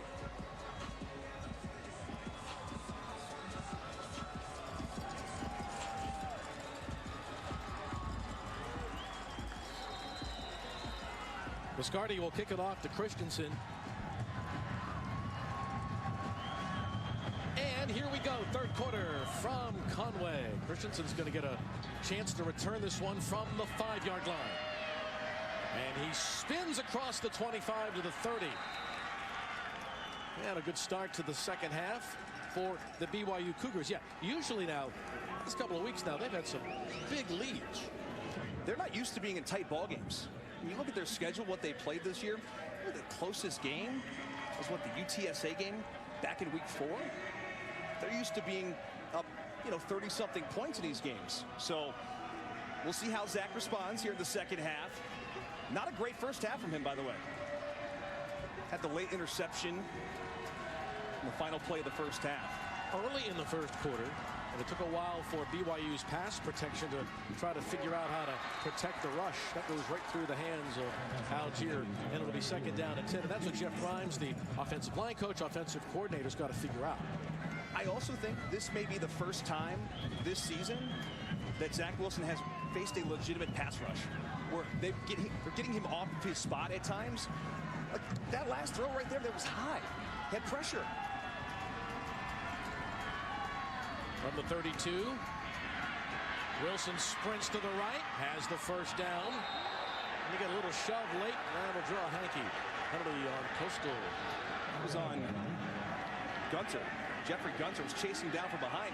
Gunter's the one that jumped on top of him at the end of the second quarter. Jeffrey's got to keep his poise. I want to see this, though. Yeah, I thought he just slipped because Wilson stays up. Obviously, whenever you're chasing a quarterback out of bounds on the opponent's sideline. After the play, personal foul, late hit out of bounds. Defense, 15-yard penalty being added to the end of the run. Automatic first down. Let's go back and see if there was contact. Here's Gunter, 94, chasing him down. Yep, that's the right call. And then this is at the end of the first half. For the defense. That's the reason we saw the scrum at the end of the first half. That was pretty egregious, I thought there, Bill.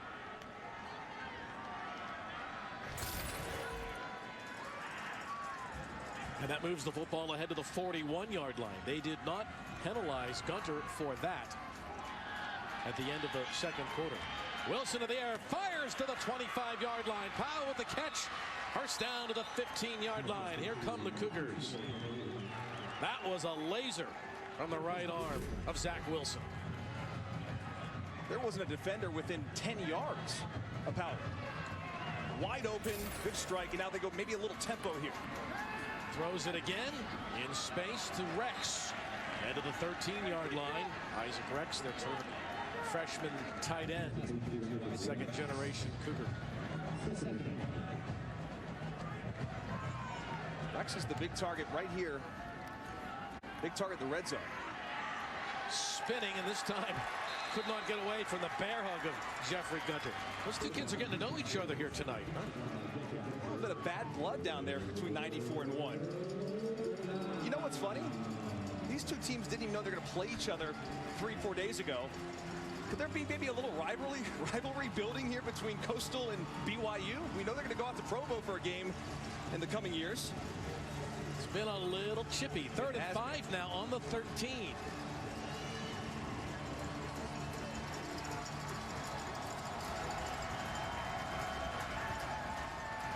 Quarterback draw. Wilson slammed down shy of the first down. When Coastal hits you, they hit you. And again, they're fired up. There's a lot of some chippiness. After the play stuff, these refs got to get control of this. It's getting real chippy. This is just a design quarterback draw. And there's a block missed up front. And Brewer's able to just slam him down. But even when they're getting up after the tackle, they're giving Zach a little push on the way up. Talk about that defensive front for the Chanticleers. How physical they are. They've got 3 guys. We talked about them in the open. They will have a chance to play at the next level. Jake Olroyd, who's been perfect on the year. This will be a 29-yarder. And BYU extends its lead on the first possession of the 3rd. Well, some fireworks in Myrtle Beach, right? 17-13 BYU.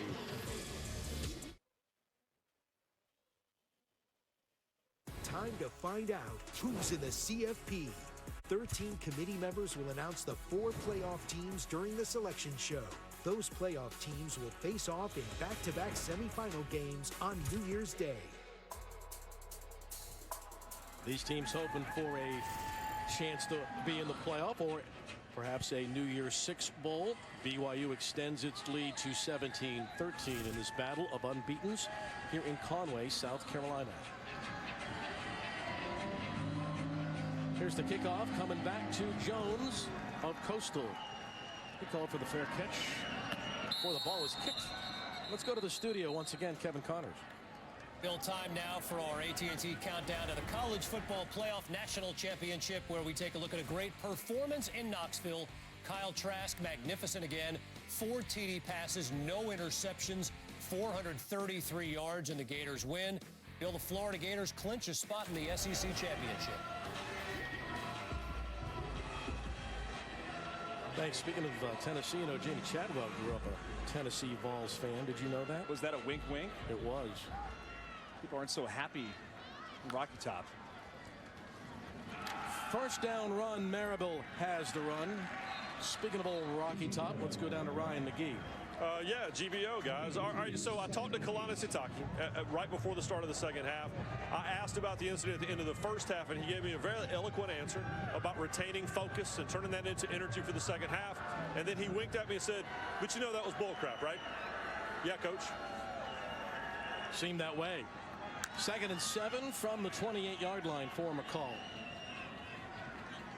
He's completed 5 of 7 passes in this game. No interceptions, but he did have a fumble in the first half. Keeps it on the option here, and he runs for the first down. What do you think what we've seen tonight out of the freshman quarterback for Coastal? I think he's played his butt off because he's not doing a lot with the air, but you got to remember, he has to manage this offense. This is called a spread option attack with Jamie Chadwell, which means the quarterback does everything. He has to make all the decisions. It's not a complete triple option, but he has a lot of decisions to make after the ball is snapped. And it's an offense that BYU has not seen before. They did measure and give him the first down. So for the Cougars now, they've got a full half to kind of see it. So we'll see what kind of adjustments they make on the defensive side in white. Let's see if they can find a way to get more push with the defensive front. They're bigger than Coastal, but they're getting pushed around, which is a bit of a surprise for a lot of people kind of predicting this game. Yeah, I think a lot of people thought that Coastal would have a hard time running the ball tonight, but Marible's already over 100 yards. They faked the run. No one was open for it, and so they dump it off to Marable. And he has the reception out just across the 40-yard line. They call this offensive line the Mighty Mites. Look at that, 5'9" in the middle, Sam Thompson. He's all of 5'8", I'm telling you. And across the board, they're not all 315-pounders. They're 6'1". They average 6'2", 280, compared to guys on BYU that are all 6'3", 315. Big disadvantage. But 3 seniors on that line. Marable running behind it, gets ahead to the 40 for about 2. And that'll bring up another 3rd down for Grayson McCall. And the Chanticleers back and making the play defensively for BYU. They just grind their way to 3rd and 4 or less every time, it seems like. They get themselves in these positions where they can put the ball in the hands of Grayson McCall, and they know he's going to make a good decision.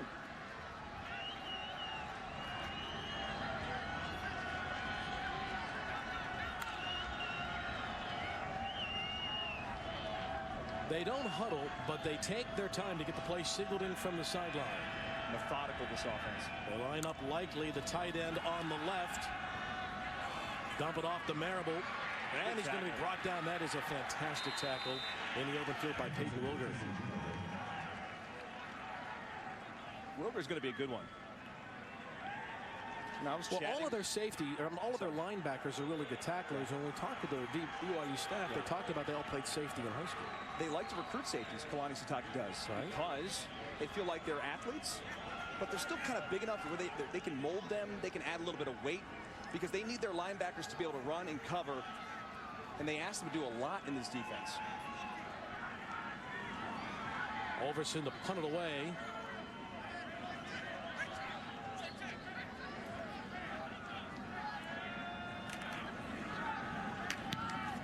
That's his second ugly-looking punt, but he gets a nice roll. The ball is loose after it was touched by, might have been Nyberg to come up and got a hand on it. I can't believe he was trying to field that. Very lucky for the Cougars to get that football back. It was 36 Gunter. Yeah, it was an ugly-looking punt, wasn't it? On the field was the ball was recovered. BYU has the ball when we come back to Conway. BYU.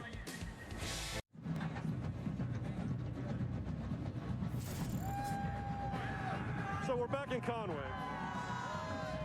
And I got some swag right here. And listen, this ended up being very literal tonight, did it not? And listen, the dude who invented the shirts is right here behind us in the grandstand. That's a senior at Coastal Carolina. So he and his twin brother They decided they were going to make these things, and they made about 25, and they sold out in 10 minutes. And now they sold almost 200.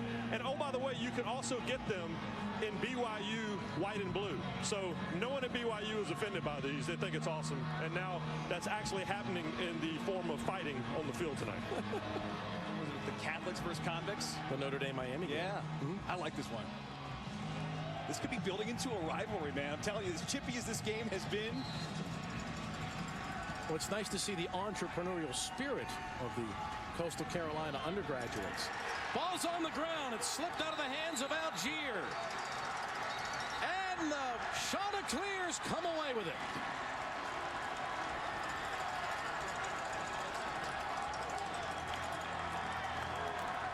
On the field with the fumble, covered by the defense. Gunter, who's been involved in a lot of the chippiness tonight, causes the fumble, and now here comes Coastal on the 29. Gunter is playing like a man possessed. He just beats the block of Longson, gets in there, forces the fumble, and Silas Kelly, 29, gets on the football. The shots are fired up. Does any team and any fan base have more fun than Coastal Carolina? It really embodies what this town is about. It reflects Myrtle Beach in so many ways, doesn't it? From the 29-yard line, big break, first turnover of the game by BYU. Here's Marable, who's run for over 100 yards tonight, and this time he's knocked down by Tonga right along the line of scrimmage, and Kafusi, no gain. Important here, Billy, for Coastal to get some points. You got to take advantage of this turnover, getting the short field. We know that BYU's defense can be stingy at times, forcing you to go long drives, the length of the field. It's a great opportunity here for the Shots.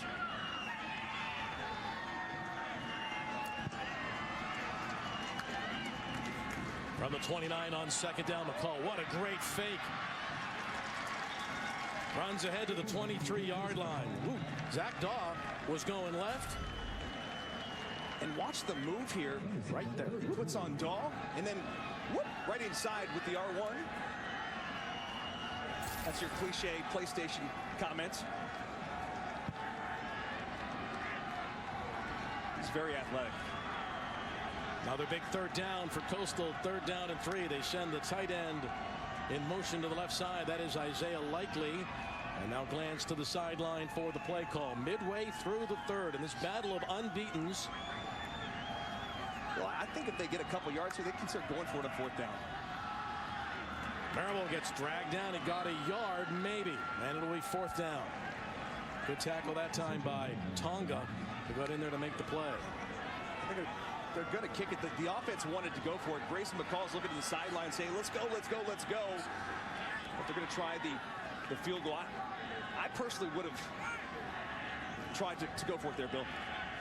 Biscardi missed an extra point earlier. He's 8 of 9 on the year. I mean, from this distance, which will be a 40-yarder. Just think you need touchdowns in a game like this. And nailed it. 1-point game again. 17-16. Massimo Biscardi. His name sounds more like an Italian designer, doesn't it?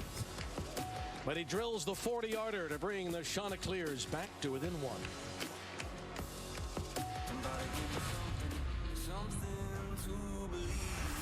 ESPN, home of the college football playoff.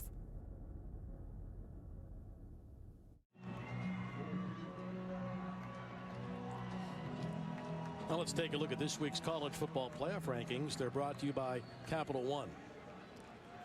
Buckeyes had a nice victory without 23 players today on the road at Michigan State. I think the one that everyone cares about watching this game is those guys, the Bearcats down in Cincy. Big one coming up next weekend against Tulsa. And that has all kinds of implications for New Year's 6 and maybe playoffs. I assure you that everyone in Conway, South Carolina is a Tulsa fan. No question. They need a little help to get to a New Year's 6 bowl. Golden Hurricane. Fair catch called for and a touchback. And BYU will get the ball back. Well, it's time now for our College Football Awards Spotlight, brought to you by the Home Depot, featuring the Maxwell and Davey O'Brien Awards. And Zach Wilson is up for, obviously, those. And he's had just an incredible season. Look at his national rank, just about every category for QB. But a little bit of a step up in competition here tonight against Coastal. I think this could potentially be a Heisman moment for Zach Wilson as we go throughout the rest of the second half. He's going to have to make some plays with his arm, because this Coastal defense has been stingy. He gets up under center now. Again, if you haven't watched BYU, they can run out of a ton of different formations. He's got Romney deep. A deep ball for Romney. There's some contact. Romney goes up and nearly had it, and it's broken up. Going up against their #1 corner, to Jordan Strong, who's shaken up on the play. Bill, I didn't think that Wilson could even get it there.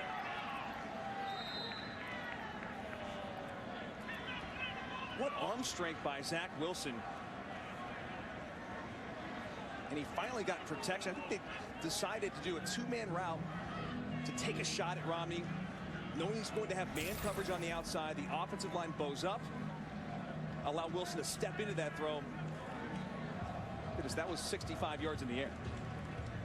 Now, the fact that Jordan Strong is still down is of note. He has 5 interceptions this season, which ties him for the lead among all FBS players. Now, if I'm Wilson, Strong's going to come out of the game here. The backups on that side, Dusty, are both freshmen. Manny Baker and Miles Baker. See who comes in for Jordan Strong, but I would go back right at the freshman corner. I know Romney just ran a half gasser to go try to catch that ball, but Dax Milne is in the game too, right? 16. There's Milne right here at the bottom of the screen. They're coming with a blitz. Haven't seen a lot of that tonight. Algier the carry, and he bursts free. Ahead to the 41. That'll be enough for the first down. The safety ran right by him. That's one of the best runs of the night for the physical Tyler Algier. Well, this guy runs with a purpose. Look at the breaking tackles. And I love how he secures the ball at the end of the run. A lot of guys don't do that, especially when you're in conflict like that. Well, that's not good. Limping off the field. It's been a physical game. It's been a chippy game. These are really physical defenses. 2 undefeated teams that are playing in a high-stakes game. It has the feel, Dustin. Doesn't it feel like a playoff game? It does, absolutely. Wilson gets out of there, throws on the run, but behind his intended receiver, Powell, and it'll be second down. Again, look at the pressure. Wilson's not used to this, having to step up and move. It's just a 4-man rush. Jackson gets off the edge, and I think that Wilson felt that coming. And sometimes, I'm not saying he's seeing ghosts right now, but when you know the opposition's getting that pressure, you know you've got to have that clock in your head to get rid of it fast. And it was just a throw that was a little bit off.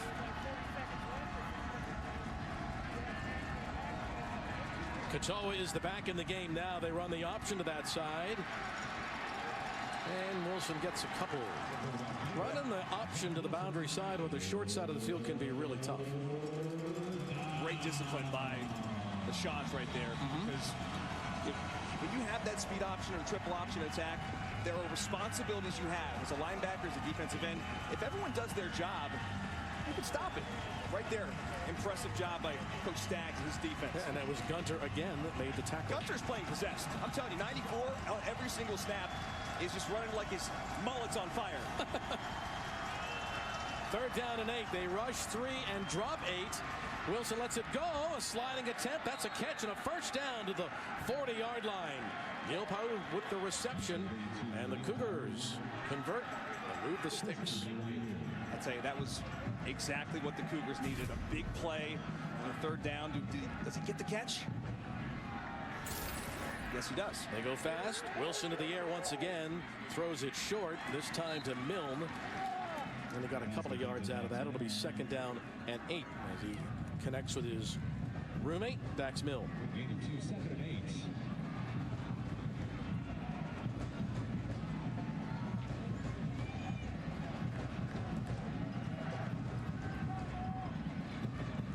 There's Coach Chad Staggs, the defensive coordinator here at Coastal. They've got the Black Swarm defense. That's what they've nicknamed them. And to be the Black Swarm, to earn the right to wear the all-black jerseys, you've got to run to the football. On second down, Wilson trouble, and he's sacked all the way back on the 46-yard line. They swarmed on that play. Coastal Carolina getting after Zach Wilson. Beasley came through that time. Bush gets the sack. Be a corner blitz off the outside. And Wilson just, there's nothing he can do. He has to go down. Now a big third down for BYU and Staggs. There he is, getting his guys lined up. He knows they're trying to go quick. And to Jordan Strong, the corner who just went down with injury, he's back in the game. Here's Strong right here, back. There's 5,000 here, but it sounds like 55,000. And a timeout taken. Timeout. So BYU, they're first of the half. This morning, second timeout. Chad Staggs wakes up. He's thinking everything's good. We got college game day. Gonna go to work. Going to coach my defense against a potent BYU offense. The son wakes up at about, I don't know, 7 o'clock, 6:30. And he says, Mom, I'm not feeling too good. There's Jack Staggs. Has to go to the hospital this morning, by the way. Had a kidney stone this morning. Tons of pain. They thought it was appendicitis. Right. So he's trying to focus on the game, right? Game plan. Getting texts from his wife and Kelly, of course, and here they are. Fortunately, he's okay. He's fine. He's out of the hospital, and Chad Staggs is now can just focus on this game. After preparing for 2 different offenses this week, right? Yes. Monday, Tuesday, and Wednesday, he was thought Malik Willis of Liberty, right? A heck of a story. A very incredible offense from Liberty, but totally different than what BYU does. And his energy on the sidelines. And Thursday and Friday, Coach had to prepare for one of the most prolific passing teams in this quarterback, Zach Wilson. They set up a little screen to the left, and the defense is there again. Coastal Carolina is so impressive. Romney chopped down, and that'll force a Cougar punt.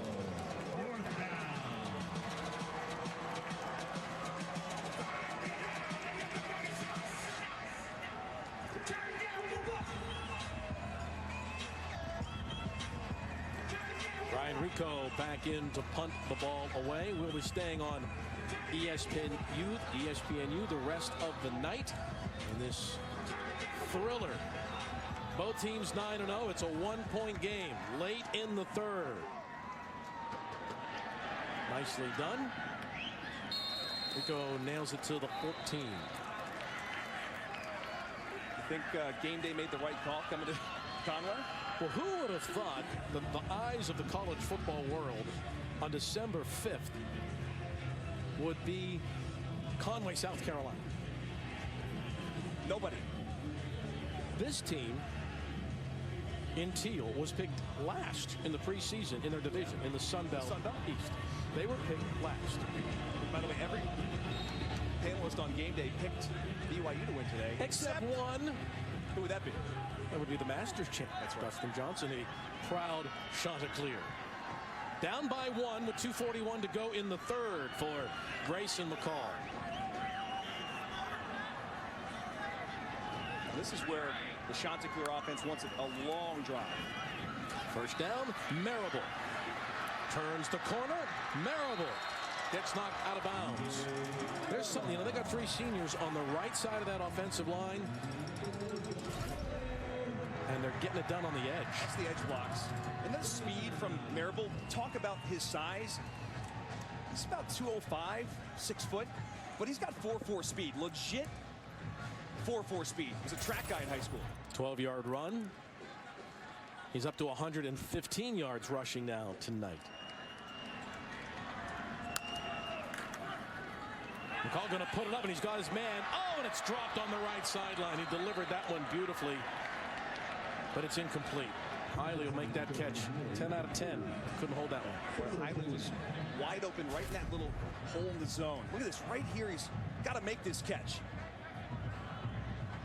Clearly, he either lost it in the lights or Or he felt the safety coming over, but that's a catch that Hiley makes 10 times out of 10. Hit him in the shoulder pad. 2nd down and 10. They say nothing rattles Grayson McCall. They said even if he makes a bad pass or if there's a drop, he comes back on the next play. Let's see what he does now. That's complete. That time to the tight end lightly. And up for the 1st down. He's so accurate. He is. Just to your point, Bill, when he does make a mistake, coaches don't go talk to him.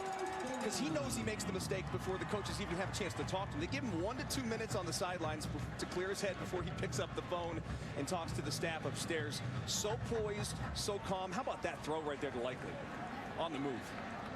It wasn't that long ago. He was quarterback in the Ponder Ridge Pirates High School. And now he's in a primetime game in December, undefeated against BYU's defense. Big hole up the middle, and Marable gets to the 49-yard line, give him the 50. Again, this is a defense that was among the best in the country in the top 10 against the run. Watch this offensive line. They do a great job of pulling. You saw Thompson right there, 51 pull again. And I feel like they're really wearing down this BYU defensive line. I'm sure they're a little gassed from the cross-country flight, 2,200 miles. I don't think they expected this tonight.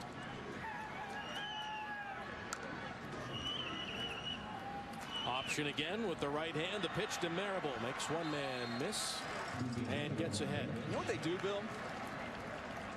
They can really wear on a defense. They'll work the middle, and they'll hit you with a little option on the outside. They'll do a little bubble screen. They'll do the RPO, try to hit the tight end over the middle. What they're doing, I think it's confusing BYU.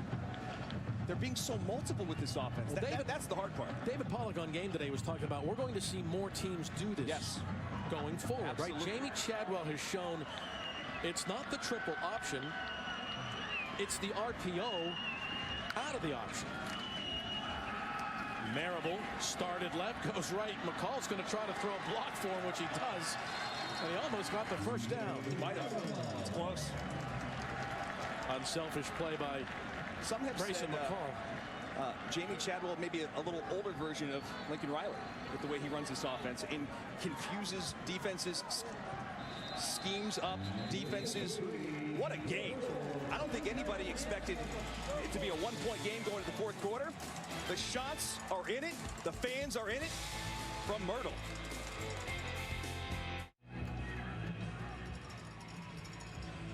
Well, it wasn't until Thursday that these two teams knew they'd be playing each other, and they have given us a treat, and so has Grayson McCall, the leader as a freshman of this Coastal Carolina team. What a treat for America tonight. A game that we had no idea would be played. What is on the line? Maybe a New Year's Six Bowl or even more. At this point, as chippy as this game has been, I think a little bit of pride for both these teams because this has gone back and forth. A lot of big hits. 4th quarter begins with a big 3rd down play for Coastal. And that's enough for the 1st down. Ahead to the 38-yard line. This is what Coastal does. They're going to try and wear you out. They're fine with taking 3-4 yards a carry. All they want to do is be in 3rd and 4 or less. This is a team that's near the tops of the FBS in 3rd down conversions. They're 55%. The reason that's the case is because it's 3rd and short. They stay on above the chains, I should say, all the time. They're fantastic. The key to converting 3rd downs is getting a good gain on No 1st doubt. down. They're very rarely behind the sticks. McCall to the air, and it's batted down right at the line of scrimmage by Tonga. Now Tonga, I'm told by the staff of BYU, can take a game over when he wants to. 6'4", 321. Look at the vertical. That's a big man getting up. Getting that paw on that throw. Bringing up a 2nd and 10. Talk about staying ahead of the sticks. Okay, so now it's 2nd and 10 for Grayson McCall and company.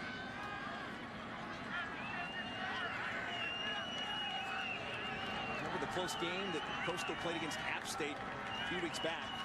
BYU's not used to playing close games. Quarterback draw on 2nd down. McCall makes a man miss. Gets ahead to the 31-yard line. A 7-yard pickup. So where are we at now, Bill? 3rd and 3? That's what Just what they want. Live in 3rd and 3. There you see the average distance on 3rd down tonight, 4.4.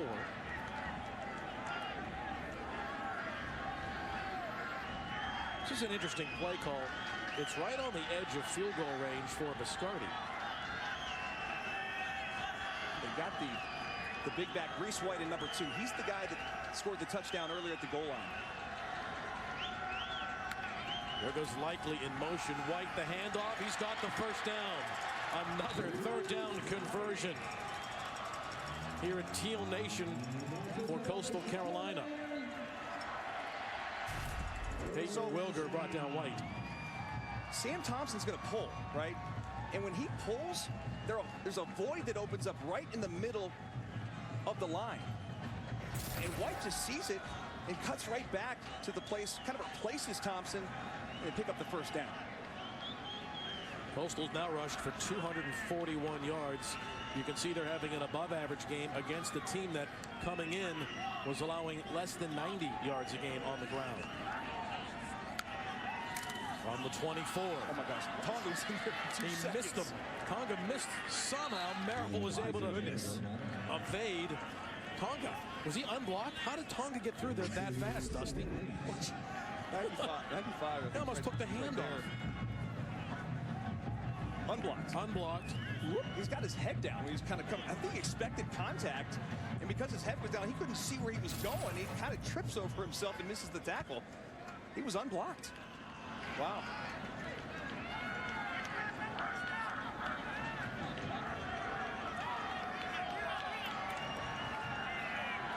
From the 22, they are now in field goal range, trailing by a point. McCall to throw it once again. Look at the protection. Throws it short. Nice crossing route. Brown. First down and goal. This is a great catch by Cameron Brown, because this is not an easy throw. He's coming across the formation. Watch McCall just scans the field and catching the football with your hands. Look at this. If he doesn't catch that ball, that's intercepted by Kafusi. Great effort getting it to the goal line. First and goal from the 2 as Coastal Carolina looks to take the lead. This is Marable time. He's got the ball. He's got the touchdown. And the Chanticleers retake the lead.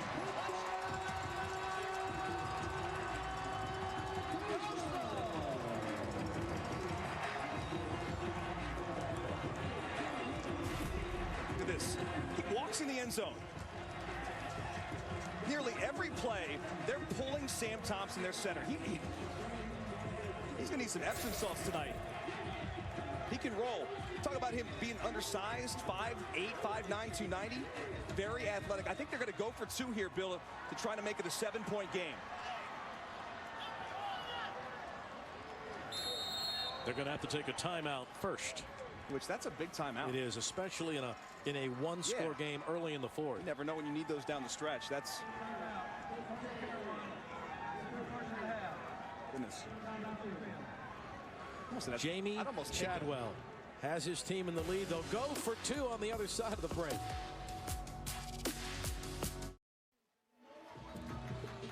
Well, the Chanticleer is a cunning rooster that uses its brain to win.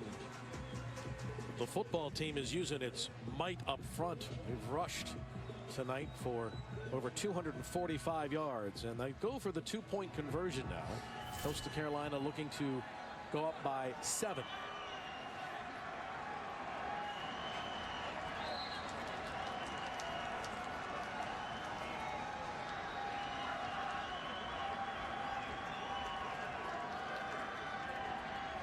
We're going to send both tight ends on the right. I love how Sam Thompson called that out, the center. There goes the handoff, and nothing doing up front. So the Cougars hold, and it remains 22-17. But it was was another 87-yard drive. Let's go down to the field once again to Ryan McGee. Yeah, guys, a lot of talk going into this game about the mismatch up front in the trenches. And the reality is Coastal Carolina has held their own, if not won that battle all night. And Jamie Chadwell's an East Tennessee guy, and one of his heroes was Johnny Majors, a hero of mine. We lost Coach Majors earlier this year. Well, Coach Majors was 5'0", weighed 120 nothing, and almost won the Heisman Trophy. And he always preached about leverage. You don't have to be fast. You don't have to be big. You just have to know where to be and where to hit the other guy. And that's what this coaching staff at Coastal Carolina on both sides of the ball have preached to their lines with only a couple of days to prepare for this team, which is just know where to be, know where to push, and it doesn't matter how big the other guy is. And so far, boys, that's working out. Jamie's dad managed a Holiday Inn about 30 miles from Knoxville growing up. That's where the Kentucky Wildcats used to stay when they played the Vols. In fact, Jamie said, I took my first date to the 1992 Tennessee-Alabama game. Not a good day for the Vols. You think the Volunteers are paying attention to this game, Bill? I think there are a couple of people paying attention in the SEC for sure. Jamie's an SEC fan growing up. Here's the kickoff, and Christensen gets a good return across the 35 ahead to the 37-yard line, and that is the spark that BYU needed. You know, one thing that we've seen tonight, Dusty, is they've been really physical with Wilson, haven't they? They have, and I think this is why Wilson's been a little bit off. This is after an interception. This is probably a little too far by Gunter at the end of the first half, but he remembers that. Then late hit out of bounds. That gets flagged, of course. But again, the pressure is getting home. Moves him off his spot right there. Has to throw off his front foot. Not the Zach Wilson we've seen all year. Keep it on the ground to Algier on first down, and he gets to the 40-yard line. Coastal by 5 after missing the 2-point conversion. It has been a back-and-forth game every time, though, Dustin, that Coastal has done something. BYU has answered tonight. They've answered the bell, and this is where Zach Wilson can kind of make his Heisman case to some degree. Big-time moment, national TV, game day, his time to shine. Wilson connects, directs. And they'll move that to the 41-yard line. Well, we're going to see what BYU is made of tonight. The committee is watching. I mean, everyone in Provo is watching. Yeah. BYU fans everywhere, but really more important to those fans, what is the committee going to see out of BYU now? They're on the road at night against a ranked team. And I don't care what anybody says. Coastal's darn good now. They've impressed me tonight. BYU they've got dudes, and Coastal's manned up. That's a great throw, but it gets stripped away. They're calling it an incomplete pass. Hau nearly had the reception, and then it got stripped by Spillum. This is how you finish a play. Spillum is there late, just grinds that football out. When I was at Ohio State, my coach was Mel Tucker. My secondary coach, he called that the Rice Bucket Award. Is that right? Strong forearms. You reach into a bucket of rice? When you grind, you find a quarter at the bottom. You get the quarter, the forearm's a little tight. Put it that way. Second down on the 46-yard line. Wilson looking to throw once again. And he flips it short over here to Jackson. He's going the wrong way. That's a mistake. Where's he going, young man? All the way back to the 30.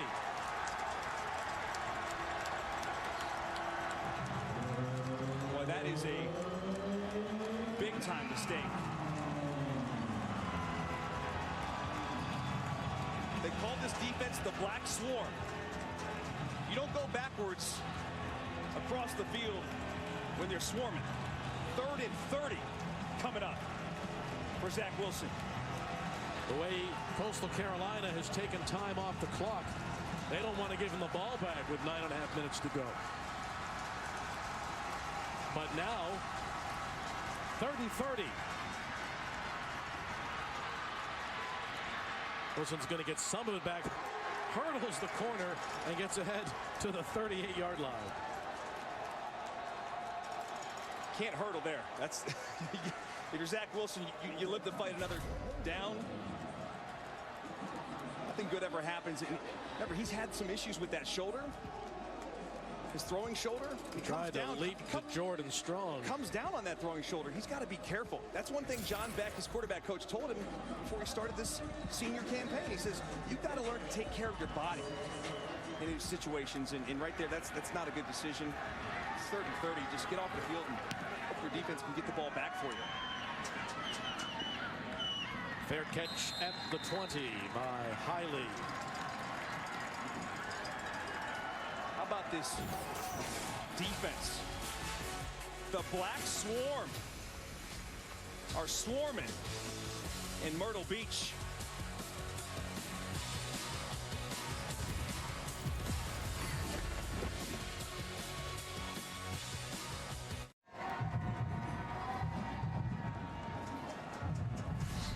ESPN College Football is presented by Dr. Pepper, the official drink of Fansville, and in part by Geico.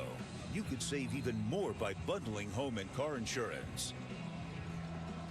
8:43 to go in the 4th quarter. This is a night that Coastal Carolina fans could have only dreamed about a few years ago. They're 8:43 away from improving to 10-0 and beating BYU in primetime after hosting game day. What is happening here? It has been the most surreal experience for these fans and for those players in black and in teal. Billy, 2020 has been weird. We know that. This whole thing has just been, this week's been wild, put it that way. And to see this finish, it's fantastic. This is what college football fans deserve. 8:43 to play. Now remember, already tonight Coastal has had a 9.5-minute drive and an 8.5-minute drive. They're a clock churning unit. It starts with Marable and he gets ahead for 4.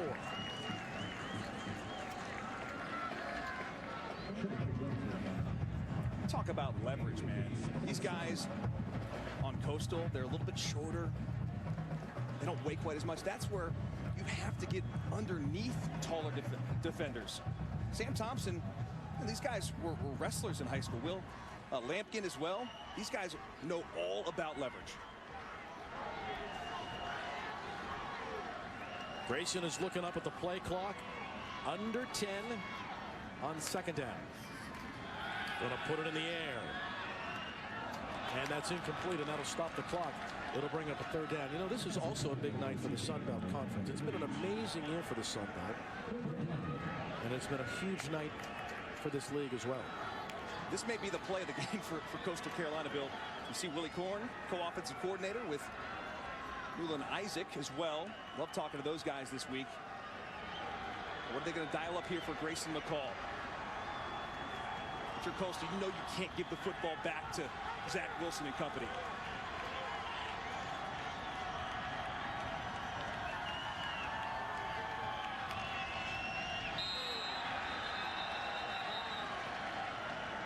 And shifted likely up on the line of scrimmage. And he took off too soon.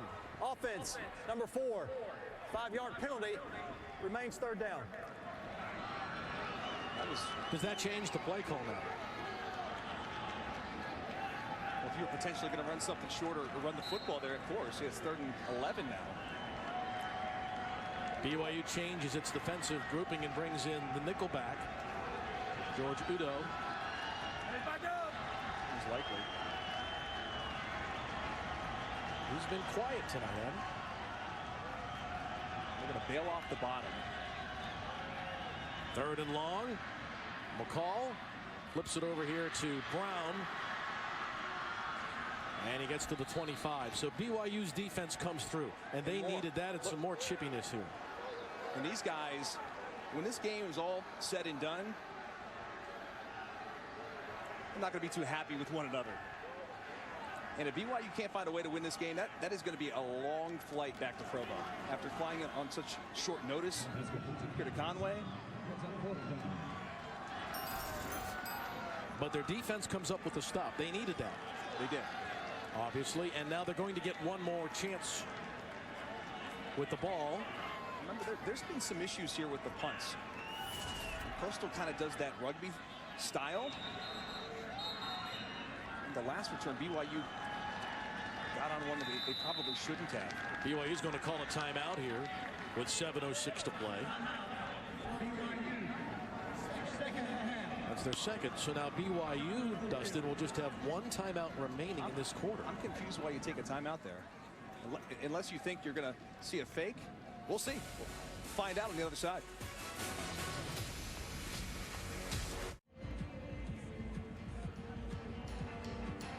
.706 remains in this one. It has been a classic between two teams that didn't know they'd be playing each other till Thursday. Coastal Carolina's rushing game has been incredible. 248 yards, including over 100 from Marable, their starting tailback, who's run for 2 scores.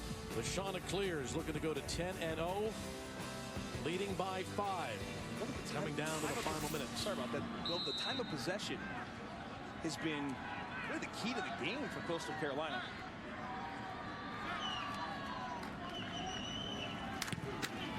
Punt is away. And again, a short punt. And it'll die on the 42-yard line.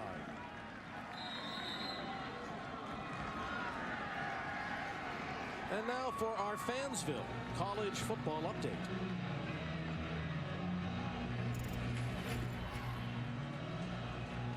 That was a weird game last night. Louisiana and App State. Is it the end of that game? Yeah, there were some long snapping issues in Boone. Yeah, but it's like 4th and 2. I just would have gone for it. But nonetheless, it was an interesting game to watch. And SMU and Houston, they're just, sorry guys, we've tried a couple times, right? Poor Reedy. Really feel for the players on those teams. All right, let's see what BYU can do on first down. Wilson connects. Isaac Rex goes down. So as I said before, now there are a lot of eyes on BYU. This is the second time now they've had the ball trailing here late in the 4th quarter. They're going to have to come from behind on the road against a ranked team. No doubt. And again, they took a timeout there on 4th and 6 when they were definitely going to get the ball back on a punt. I think that was a mistake too. On the ground, a high and hard tackle, no flag, Algier to the 50. I mentioned at the start of the game, and everyone's kind of talking about Zach, and rightfully so. He's tremendous. But this offense, it may come down to winning the game with the ground attack. And the way that Algier's running with a purpose, that may be the answer.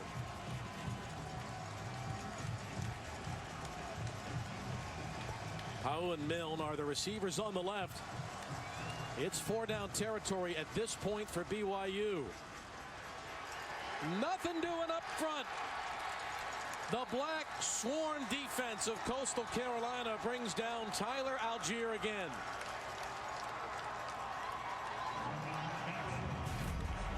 They just Derek run Bush to the football like maniacs, getting off blocks.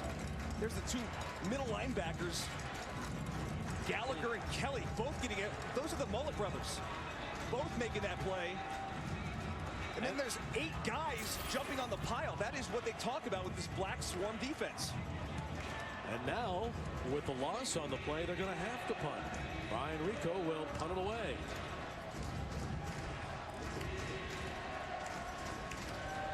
Coastal Carolina is going to be about 2 first downs away from beating BYU.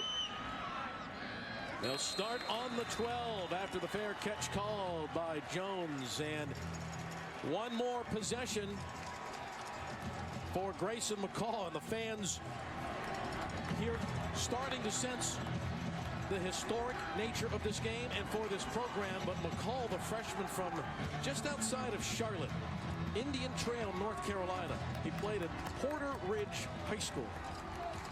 They ran a very similar offense in high school. He didn't have a lot of offers coming out. And when Coach Chadwell started to recruit for the quarterback position, he was looking for somebody that fits his spread option. And McCall was perfect. Now it's a big-time moment for McCall to try and get the biggest win in program history. From the 14, Marable on first down. Plows his way to the 19-yard line. Now with BYU only having the 1 timeout remaining, as I just kind of mentioned, they're not going to run fast at all. They're going to get up to the line of scrimmage. Their offensive line is going to mash, and they're going to try to win this, run the clock out. They've been a very methodical team all year. How many drives tonight have been over 9 minutes? Well, they've had 1 for 9.5, 1 for 6.5. Both went for touchdowns. I said it earlier, methodical with the way that they confuse you with the run and pass. They got to hurry. Keeping it on the ground again. Near the first down. Look at the pile move. The mighty offensive line of Coastal Carolina getting it done. And not just the mighty offensive line. At the end of this play, Grayson McCall, watch, he hands this ball off. That's Reese White. Then he's going to come in a little bit late. Watch number 10 come in. Get a little extra push right there from Grayson McCall. He's going to come right in here from the right side, right there. Just a little bit. Let me get a little leverage on this thing. Wow. That's been that play right there. That's how the game has gone. Little things like that. 2 more first downs. This game would be over. BYU needs a defensive stop. Good McCall decision. makes a man miss. Another first down on the ground. Grayson McCall.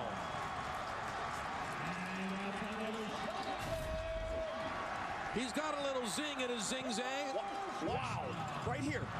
If he pitches that, that's going to be a fumble and a devastating play. What a decision, split-second decision to hold on to the ball and cut upfield for a big first down. This is just the 4th year that Coastal Carolina has been an FBS team. And by the way, I got your Big and Rich reference right there for game day. I'm coming to your city, right? You're coming strong, brother. From the 39-yard line. Keep it on the ground. Mody's carrying the ball, clutching it with 2 hands like a mama holds her newborn baby. Timeout taken by BYU after the 4-yard run. That's the Cougars' last timeout. And we will step aside. 2:38 to go here in Conway.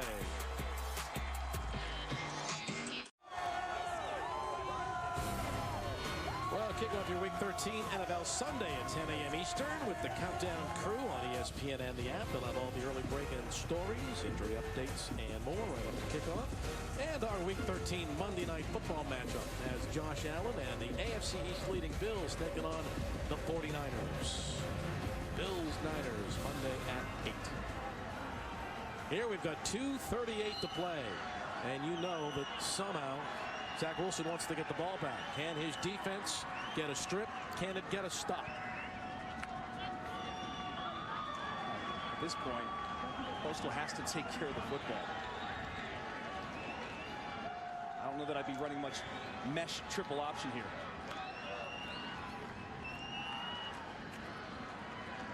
Gain of 2 to the 45-yard line. BYU out of timeouts. Now this is where Jamie Chadwell is going to earn his paycheck. 3rd and 8. Now you run the ball, you're going to kill another 40 seconds off the clock. But if you decide to throw and you throw an incomplete pass, you're really going to hook up BYU because they're out of timeouts.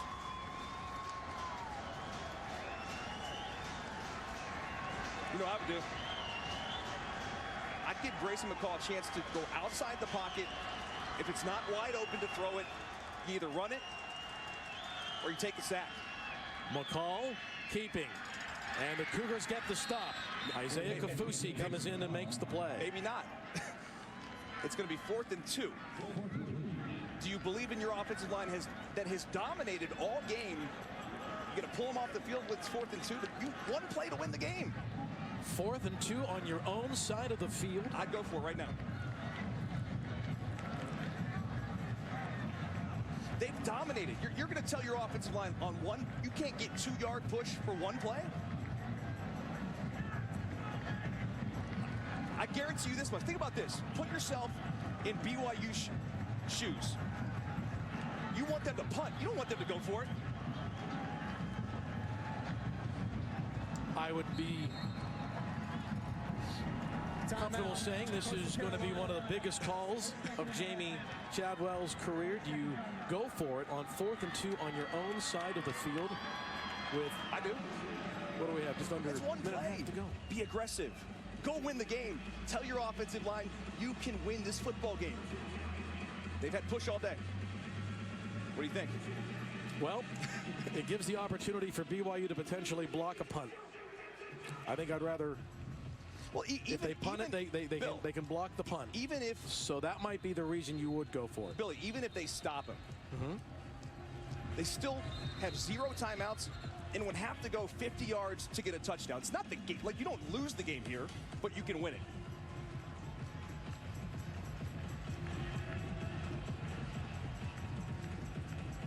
They're going to punt. Okay. So the question is, with 1:03 to go, do the Cougars have a punt rush where they think they can get maybe block the punt? They're in punt safe right now. So I would say they keep their regular defense on the field. I would say no. You got a Chanticleer running on late.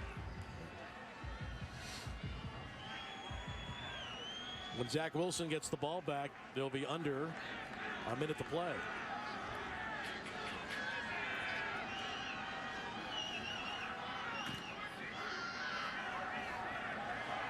The fair catch on the 17 with 55 seconds left. And everybody in Provo just had his or her heart beat as Nyberg bobbled it. This is the moment, right?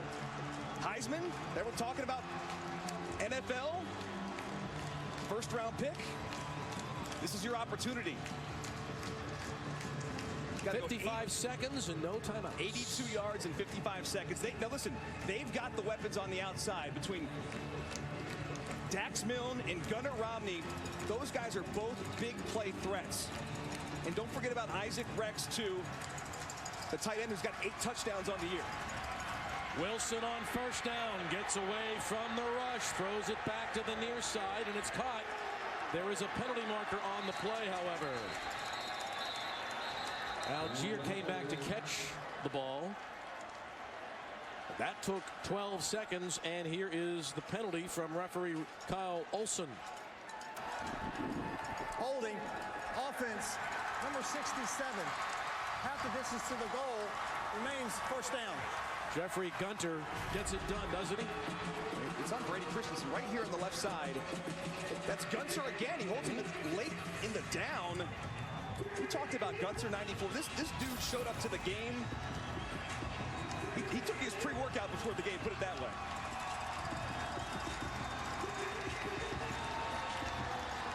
Zach Wilson's 91 yards away with 43 seconds left.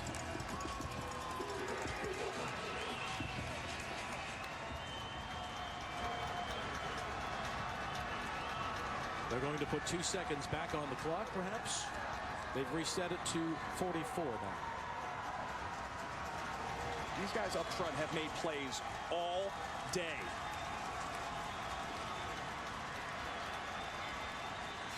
Wilson out of his end zone, throws it away. I don't think they were prepared for this, Bill. The pressure, the amount of swarm to the football. These guys on Coastal have not given up on a play at all. All 11 guys swarmed to the ball.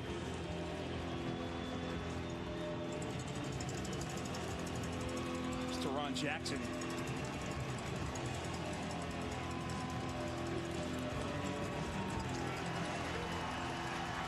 Running out of time.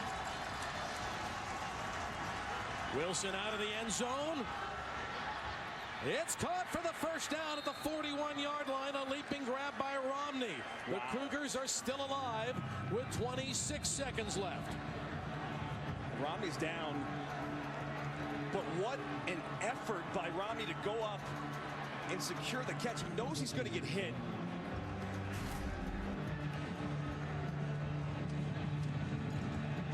It's a good throw. It's a little bit behind his target, but still, look at the effort. We talked about Romney's ability to make those big plays in big moments. Now you're cooking. Now you got a chance. And we know Zach's arm. I mean, heck, if you have to take a Hail Mary at some point, he can get it there. He can throw it 75 yards in the air. They lose a valuable receiver, however, with Romney going out.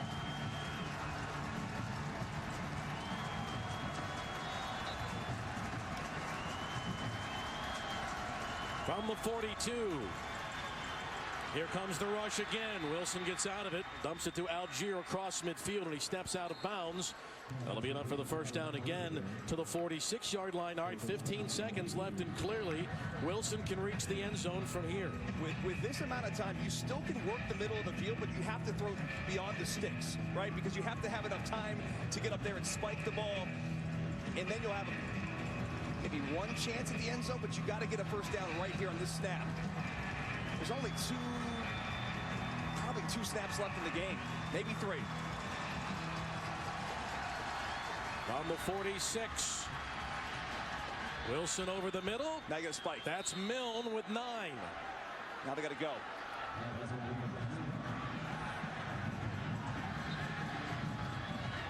And a spike with 7 seconds left.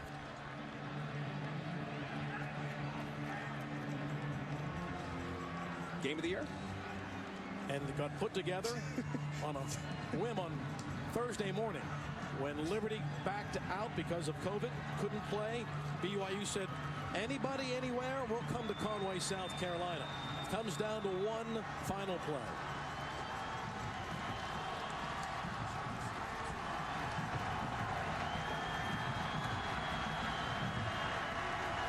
This is Dax Milne right there. On the outside, that's Zach Wilson's roommate. He trusts him. And the timeout taken by the Chanticleers. Timeout. Coastal Carolina, their third and final of the half. Talk about the arm strength of Zach Wilson. This is the Hail Mary at the end of the first half. He throws this from the 35-yard line, his own 35-yard line. Look at that. So he's got the arm to get it there, no doubt.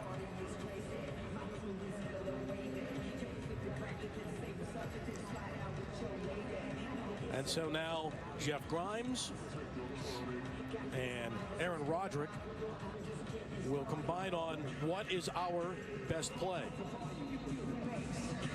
And the fact that Romney's not there is potentially an issue here.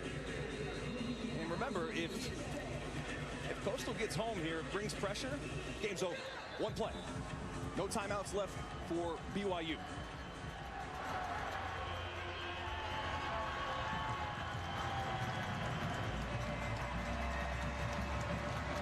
Here it is, Billy. One final chance for Zach Wilson and the BYU Cougars. Now they're gonna give you all this area up here. There's nobody covering up top. Dax Milne, he's wide open. The throw to the right. It is caught, and he steps out of bounds, does Milne. So they will get one more. I spoke too soon. Now they've got 3 seconds left. You got a shot to the end zone here. Easy shot down. There's nobody up top. They just allow him to go right past the sticks. Easy pitch and catch. It takes 6 seconds off, or 4 seconds off the clock, excuse me. So now Zach Wilson can work anywhere. And here's what you do if you're Coastal. You put every defender's heels on the goal line, and you're be ready to knock it down. Last chance for the Cougars. Milne the catch, wrestled down on the 2. Coastal wins it.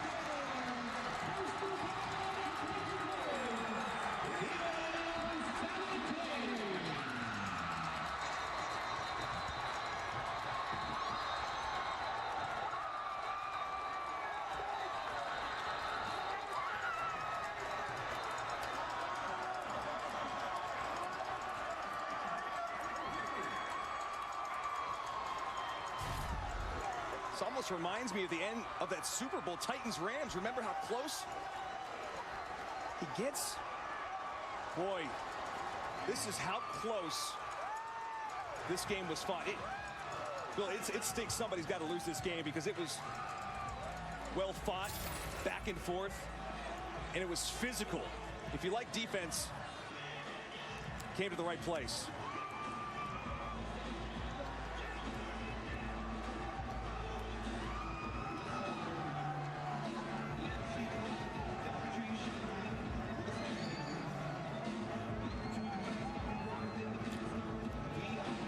They're going to look at the monitor on replay just to make sure. But Coach Satake is already making his way to midfield to meet with Jamie Chadwell. These teams scheduled this game on Thursday, and they gave us an amazing show tonight. It came down to the last play, and there is going to be one heck of a party in Myrtle Beach tonight. They shut the bars down at 11, though, Billy. This was so close at the end. Zach Wilson steps up. He wants to give Dax Milne, that's the target he tries to go to in these situations. It's his roommate. So close. Listen, Bill, you have to give BYU credit. They manned up and got on a plane with 4-hour notice, whatever it was. I mean, you had 60 hours to put this game together, and they didn't shy away from it. They showed up. They got the truck here, and I think what they found out is that Coastal Carolina, what they're doing here in Conway, is pretty special. And they came all the way 2,200 miles, and they come up 2 yards short. And for Coastal Carolina, it is hard to understand how big this night, this game, and this team, what it means to what this program has done just in the last couple of years. 10-0. Coastal's going to jump now. Those CFP rankings on Tuesday night will be interesting. And I don't know how far BYU drops either, because I think what we saw is that these are two of the better teams in all of college football, not just BYU independent, but Coastal in the Sun Belt. I can't wait to watch that Sun Belt championship against Louisiana. A 10-1 Ragin' Cajuns coming here to Conway to face a 10-0 Chanticleers.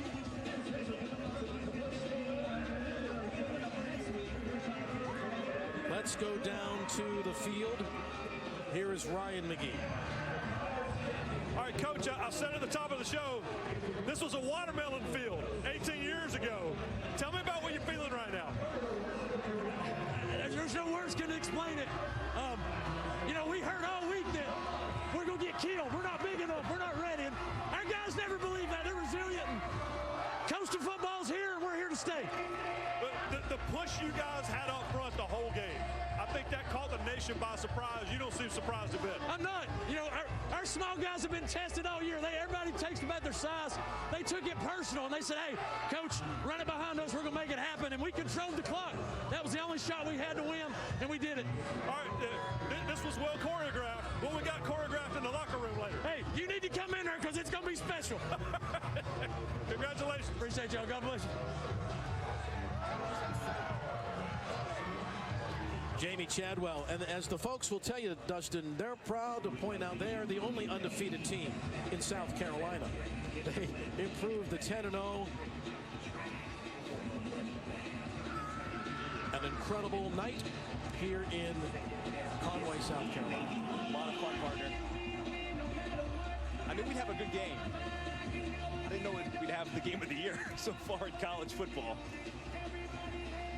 2020 has been amazing. These teams put this together on Thursday afternoon, but here tonight, teal is the color. And an emotional victory for the Chanticleers. All right, America, get your teal shirt ready. Teal Nation is here to stay. That does it for our ball game tonight here at Brooks Stadium. Final score, Coastal Carolina 22, BYU 17. For Dustin Fox, Bill Roth, good night from Conway.